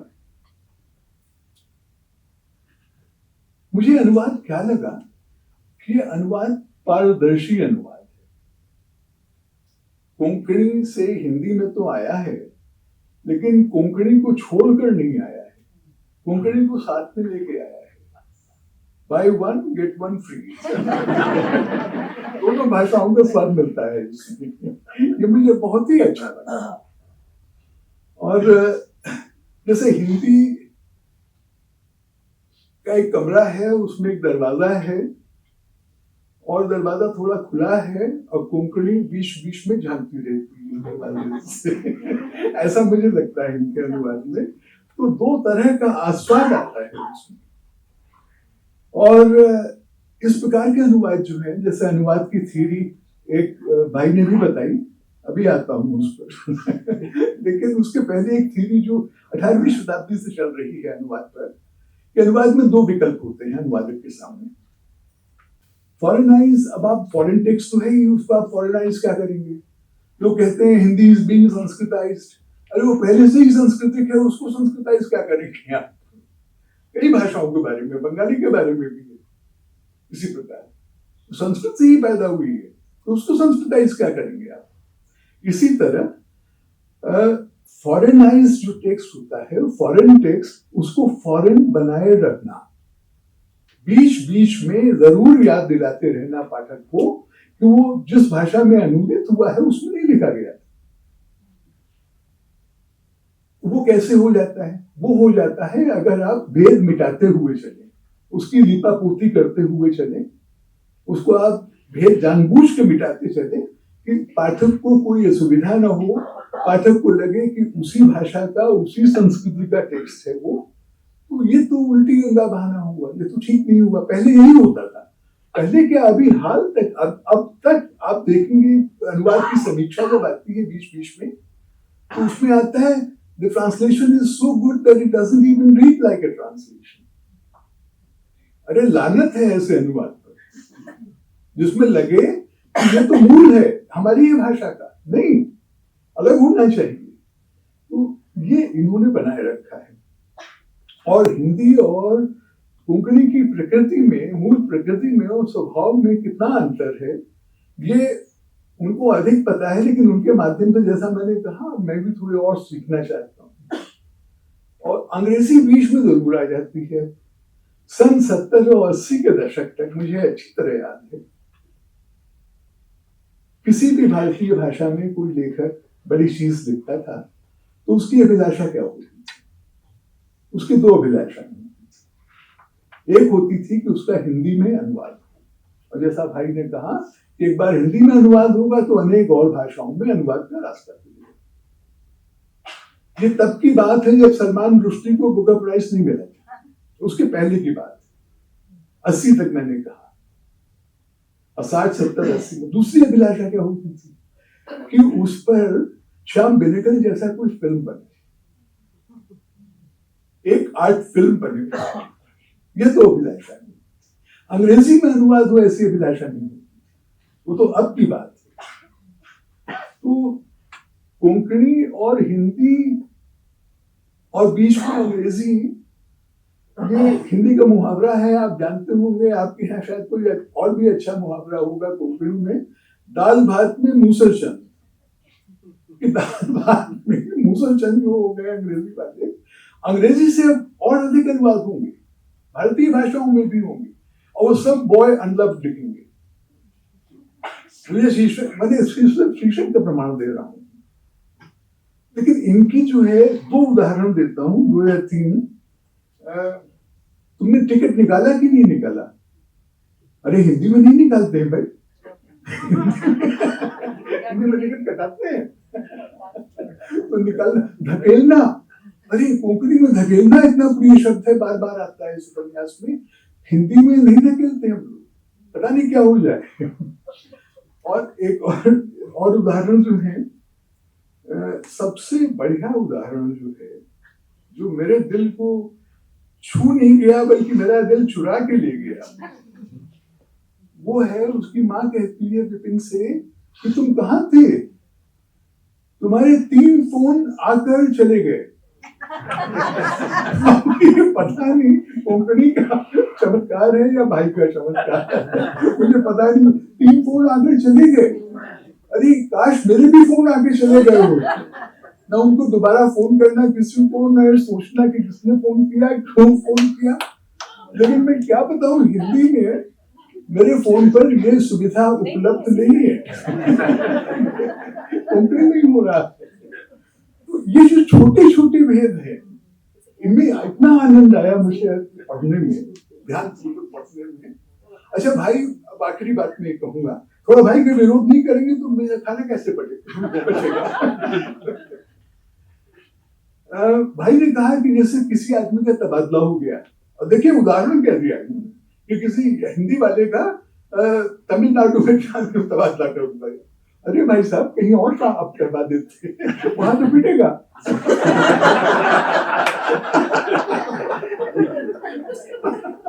भाई भी कम नहीं है।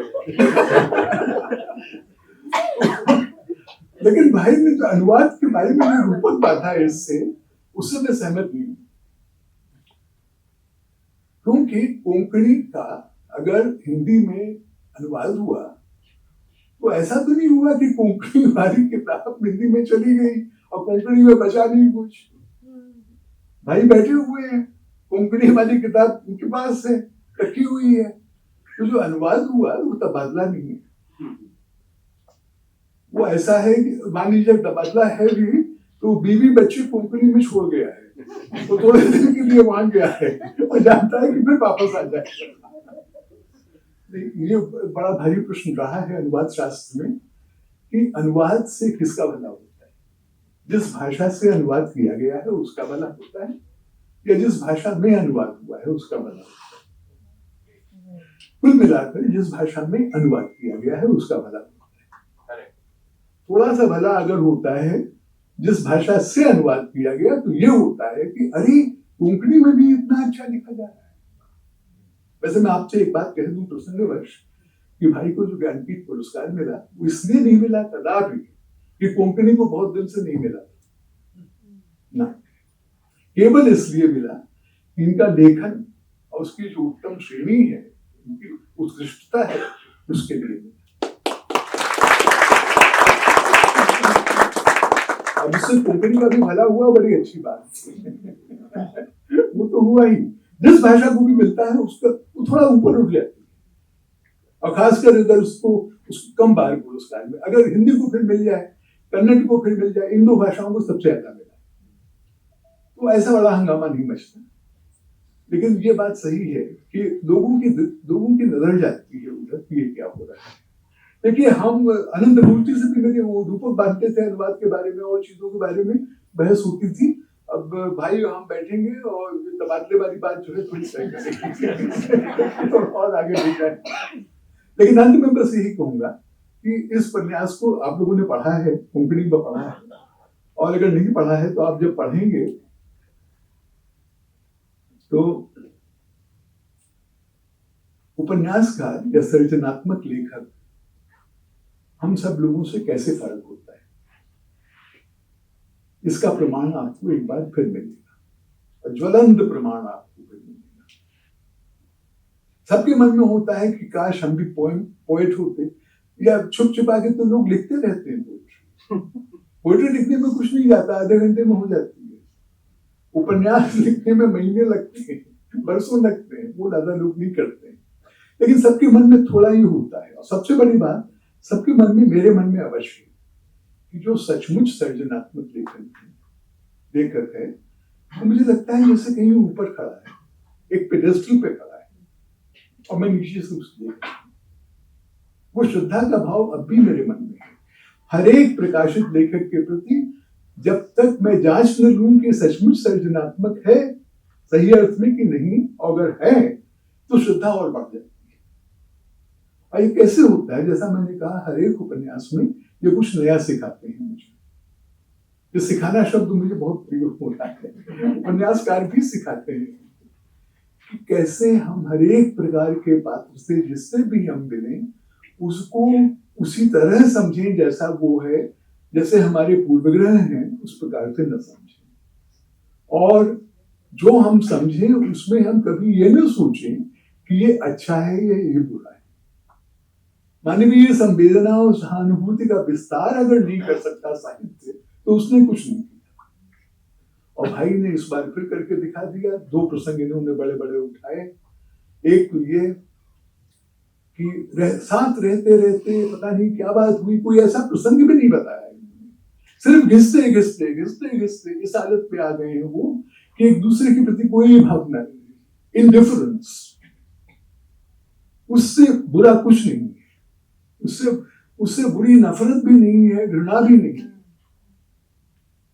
भाई ने जो चित्रण किया है वो अद्वितीय है।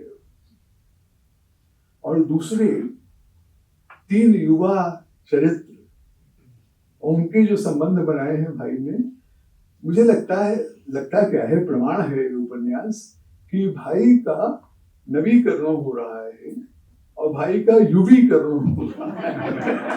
भाई और युवा होते जा रहे हैं। जो लेखक इस प्रकार के 3 अलग अलग चरित्र कर सकता है। फातिमा के बारे में मैं क्या कहूँ, तो शायरी बोलती है। जो चित्रकार है वो विपिन से कहती है, आजकल मैंने बहुत सेल्फ पोर्ट्रेट बनाए हैं, तुम देखो, ये सेल्फ पोर्ट्रेट बनाए हैं, तो देखो। और कहती है, तुमको वो वाला पसंद आया जो मैंने अपना न्यूड बनाया है। वो क्या कह रही है, वो चित्रकार भी है, वो चित्रकार होने की भी तारीफ चाहती है, लेकिन कुछ वो बीज बोना चाहती है विपिन के मन में। दोनों बातें एक साथ कर रही है। इस प्रकार के प्रसंग आपको हर एक पृष्ठ पर मिलेंगे इसमें। और इतनी गहराई में जाके लगातार लिखा है भाई ने। ये पुस्तक जब अंग्रेजी में आई थी तो मैंने बल्कि उसकी समीक्षा भी की थी। लेकिन एक बात आपको बताऊं, ये हिंदी में पढ़ के मुझे कहीं ज्यादा अच्छी लगी। सही बात है। मैं अंग्रेजी में पढ़ता हूँ तो मुझे छूता नहीं है उस तरह से, और हिंदी में पढ़ता हूँ, कोंकणी से आई चीज को हिंदी में पढ़ता हूँ तो लगता है जैसे भाई बहन घर आए हैं। है ना, कि कोई अतिथि आया है, नहीं लगता है। तो मैं चाहता हूँ कि इस प्रकार का संवाद बना रहे, इस प्रकार का आदान प्रदान बना रहे, और भाई युवा हो रहे हैं और युवा होते चले और नए होते चले, और भाई इससे भी बढ़कर अलग अलग विषयों पर नई नई हमको अंतर्दृष्टि देते रहे। बहुत धन्यवाद। खूब खूब देवबरे कोई सर, आपका बहुत बहुत धन्यवाद आपकी उपस्थिति के लिए और अभ्यासपूर्ण वक्तव्य के लिए। अब हम इस कार्यक्रम के समापन की तरफ बढ़ रहे हैं और हम हमारे मान्यवरों को स्मृति चिन्ह भेंट कर आपका सम्मान करेंगे। ये एक बहुत ही सुंदर और खास स्मृति चिन्ह है। उपन्यास की थीम पर आधारित गोवा की उभरती प्रतिभाशाली कलाकार आसावरी गुरव द्वारा प्रिंट एचिंग शैली में बनाया गया एक चित्र है। इस दिन की स्मृतियां आपके दिल में बनी रहे, इसलिए भाई और डॉक्टर रमिता गुरव की तरफ से ये प्रेमपूर्ण भेंट। मैं निवेदन करती हूँ श्री सगुन बेग सर से कि आप प्रोफेसर हरीश त्रिवेदी को स्मृति चिन्ह भेंट कर आपका सम्मान करें। धन्यवाद सर। मैं निवेदन करती हूँ सुश्री आदिति माहेश्वरी से कि फादर अंतोनियो सालेमा को स्मृति चिन्ह भेंट करें। निवेदन है भाई मौजू से कि आप श्री सगुन बेग सर को स्मृति चिन्ह भेंट करें। निवेदन करती हूँ डॉक्टर अमिता गुरव से कि आप आदिति माहेश्वरी मैम को स्मृति चिन्ह भेंट करें। बहुत बहुत धन्यवाद। हमारे साथ हैं इस उपन्यास की अनुवादक doctor Ramita Gurav. Doctor Ramita Gurav saint Xavier's महाविद्यालय मापसा के हिंदी विभाग में सहयोगी प्राध्यापक और विभाग प्रमुख हैं। आप पिछले लगभग 30 वर्षों से अध्यापन का कार्य कर रही हैं और उत्कृष्ट विद्यार्थी तैयार कर रही हैं। उनका अपना अलग फैन बेस है। आपने अपनी पीएचडी समकालीन हिंदी रंगमंच पर की है। आप कोंकणी, मराठी, हिंदी और अंग्रेजी में सृजनात्मक और गंभीर आलोचनात्मक लेखन भी करती हैं। आपने भाई मौजू के जीवदियों का इच्छा मारू के हिंदी अनुवाद के अलावा सपन मोगी कहानी संग्रह का हिंदी अनुवाद स्वप्न प्रेमी नाम से किया है, जो राजकमल प्रकाशन द्वारा प्रकाशित है। इसके अलावा मन्नत का आपने हिंदी अनुवाद किया है, जो वाणी प्रकाशन द्वारा प्रकाशित है। आपका अनुवाद मन्नत और अन्य कहानियां शब्दावली वैली ऑफ वर्ड्स के महत्वपूर्ण पुरस्कार के लिए भी शॉर्टलिस्ट किया गया था। आप उत्कृष्ट अभिनय करती हैं, नाटकों का लेखन करती हैं, निर्देशन करती हैं। हाल ही में आपने कोंकणी में गुस्पा गुंडर नाम से एकांकी लिखी, रिस्पॉन्स टू रेड नामक नाटक का निर्देशन किया। आप ढाई आखर गोवा की संस्थापक सदस्य हैं, जिसके माध्यम से आप साहित्यिक पाठ, व्याख्यान, नाट्य प्रस्तुति आदि के माध्यम से साहित्य, संस्कृति और पर्यावरण के प्रति अपना प्रेम व्यक्त कर रही हैं।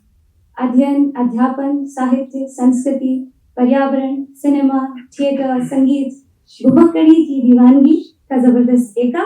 आप सबकी तालियों से स्वागत करते हैं डॉक्टर रमिता गुहा का, कि आप इस कार्यक्रम का औपचारिक धन्यवाद ज्ञापन करें। आज मेरे लिए बहुत ही खुशी का क्षण है। मैंने खुशी का क्षण कहा, आनंद का क्षण नहीं कहा। मैं देख रहा हूँ।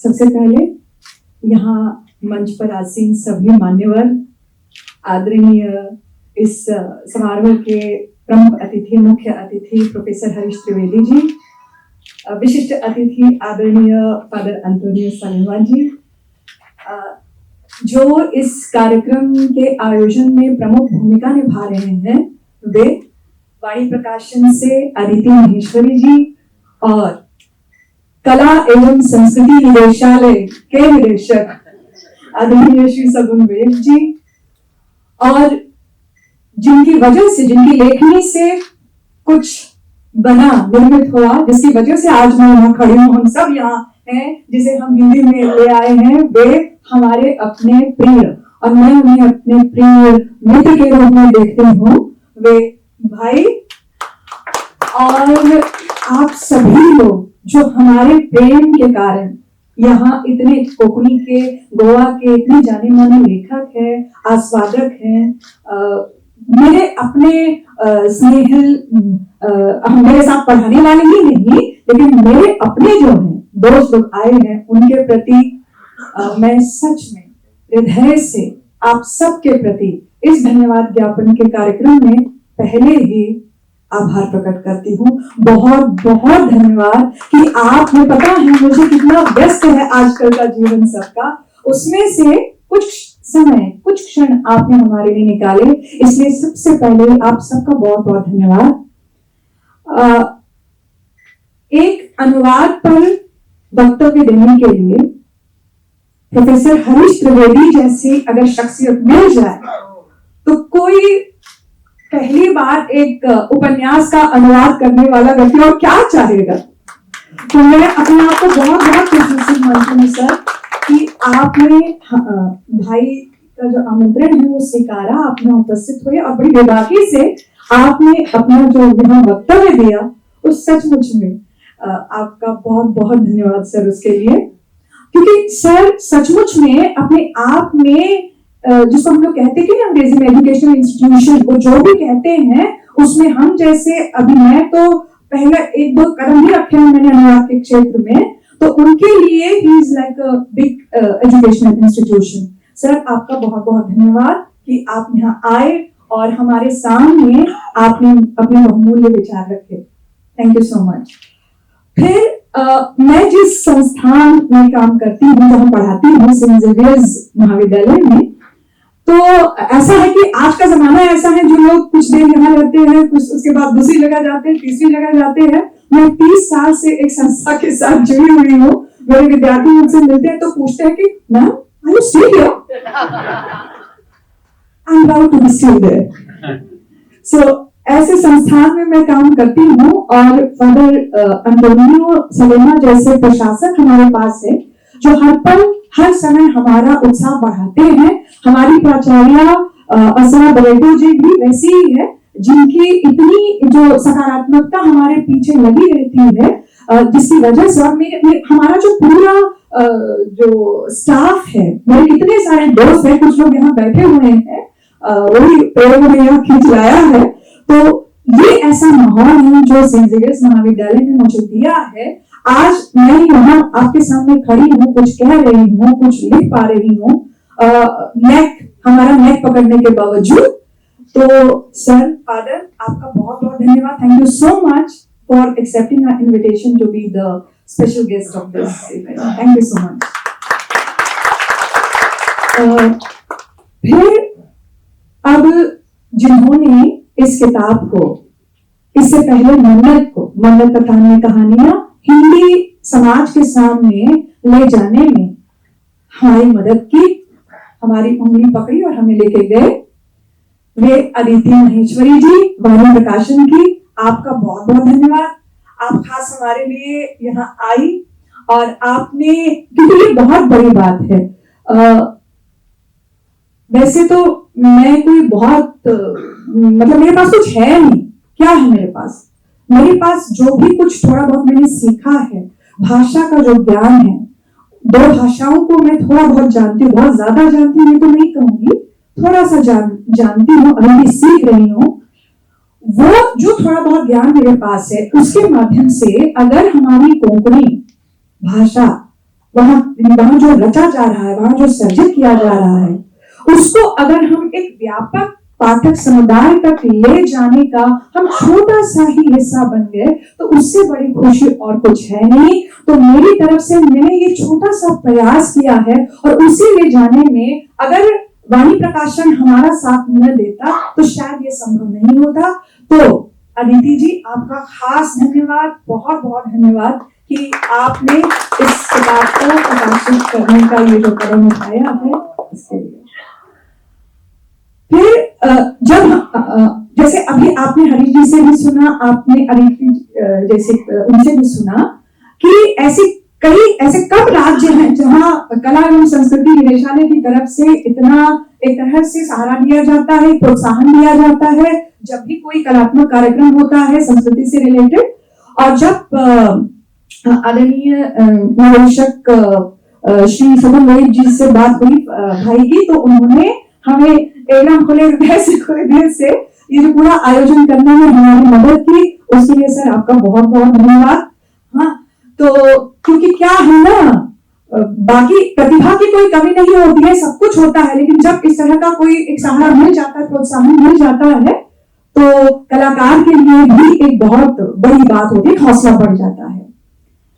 फिर इस कार्यक्रम को इतनी सारी पब्लिसिटी मिली है, विज्ञापन मिला है, कहाँ कहाँ प्रिंट मीडिया पर भी, इलेक्ट्रॉनिक मीडिया पर भी, सोशल मीडिया पर भी बड़ी चर्चाएं हुई हैं। बहुत लोगों ने व्हाट्सएप पे, मेरे कितने सारे दोस्त हैं जिन्होंने इसके पोस्टर शेयर किए, उन सबके प्रति मैं हृदय से आभार प्रकट करना चाहूंगी। फिर यहाँ जो फोटोग्राफी करने वाले हैं, माइकल हैं, उसमें और भी रहे हैं। फिर पलाश वीडियोग्राफी जो आप कर रहे हैं, उसके लिए पीछे जो साउंड को देख रहे हैं वो, फिर यहाँ पूरा कला एवं संस्कृति निदेशालय का जो स्टाफ रहा है, ये सब आयोजन करने में उनकी बड़ी मदद हुई है। उन सब के प्रति मैं आभार प्रकट करना चाहूंगी। चाय की सुंदर चाय, क्योंकि चाय तो एकदम बड़ा इस पूरे आयोजन में चाय बहुत बड़ी भूमिका निभाती है। और आपने किसी ने नहीं कहा, लेकिन उस उपन्यास का बड़ा महत्वपूर्ण पात्र है चाय। इट स्टार्ट्स विद चाय और इट डजंट एंड। पिक्चर अभी बाकी है मेरे दोस्त, खत्म नहीं होता है उपन्यास, तो वहां भी चाय है। तो जान दी जाए या चाय हो जाए। सो यहाँ वो उपन्यास खत्म होता है, तो चाय तो बढ़िया होनी थी, और उस बढ़िया चाय का इंतजाम करने वाली देवेना, आपका बहुत बहुत धन्यवाद। बढ़िया चाय। फिर ब्रॉडवे बुक स्टोर्स के प्रति भी हृदय से आभार प्रकट करना चाहूंगी। उन्होंने यहाँ अपना स्टॉल लगाया है। आप में से अगर किसी ने यहाँ किताब नहीं ली है, तो जैसे आप सभी जानते हैं, भाई की किताब जो है वो ब्रॉडवे पे आपको मिल जाएगी। तो आप जरूर किताब अभी नहीं खरीदी है तो जरूर खरीदिएगा। आज के दिन कुछ डिस्काउंट मिलने वाला है आपको।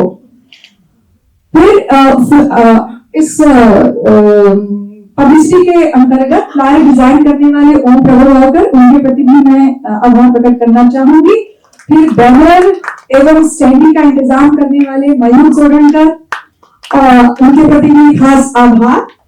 और इस कार्यक्रम का सुंदर संचालन करने वाली ममता, यहाँ जो बच्ची है, अब इसको जब देखती हूँ तो मुझे ऐसा करने का मन करता है क्योंकि ये मेरे गैंग में से है। और पूरी ढाई आखिर की जो टीम लगी है इसके पीछे, हर एक ने अपनी तरफ से योगदान दिया है। उन सभी के प्रति मैं हृदय से धन्यवाद प्रकट करती हूँ। और यहाँ जितने भी हमारे भाई के प्रेम से यहाँ जो लोग आए हैं, हमारे ऊपर भी थोड़ा बहुत प्रेम करने वाले इतने से है, आपके इतने हैं तो हमारे इतने हैं, लेकिन जो लोग यहाँ आए हैं, मेरे परिवार के लोग, उनके प्रति, मेरे दोस्तों के प्रति, मेरे साथ मेरे जो कलीग्स हैं उन सबके प्रति, आप सभी के प्रति मैं धन्यवाद प्रकट करना चाहूंगी। माफ कीजिएगा, 2 मिनट एक्स्ट्रा लेती हूँ। मेरा धन्यवाद खत्म करने से पहले मुझे खास धन्यवाद उनके प्रति प्रकट करना है जिनकी वजह से मैं किताबों की दुनिया के इस विश्व में, इस दुनिया में मैं आ गई। उनमें से सबसे पहले योगदान जाता है मेरे माता पिता का, जिन्होंने मुझे किताबों की दुनिया से परिचित कराया। तो जब भी मैं हरीश जी से कह रही थी, जब पहली बार पाठक के रूप में मैंने उपन्यास पढ़ा था, तब मेरी उसमें कुछ प्रॉब्लम्स थे, कुछ चीजें थी, भाई से मेरी बात भी हुई थी उसको लेकर के। लेकिन जब मैंने अनुवाद करना शुरू किया तो मैं उसमें घुसने लगी। तो मुझे कई चीजें, मुझे लॉजिक समझ में आने लगा, क्यों ऐसा किरदार बना होगा, किस लिए हुआ होगा। खैर, अनुवाद पर मैंने क्यों किया, कैसे किया, उस पर कभी और मिलेगी, बस वो समय नहीं है, धन्यवाद का समय है। तो ये वो जो किताबों की दुनिया से परिचय, इसीलिए विपिन के साथ मैंने अपना तादाद में स्थापित किया। तो उसमें मेरे माता पिता के बाद जो एक नाम आता है वो है मेरी टीचर, शैलजा टीचर। मैं जिस स्कूल में पढ़ी हूँ, मैं न्यू गोवा हाई स्कूल हम उसको बुलाते थे इस समय में, उसकी लाइब्रेरियन थी शैलजा टीचर। और वो जो लाइब्रेरी थी वो मेरा घर बना था।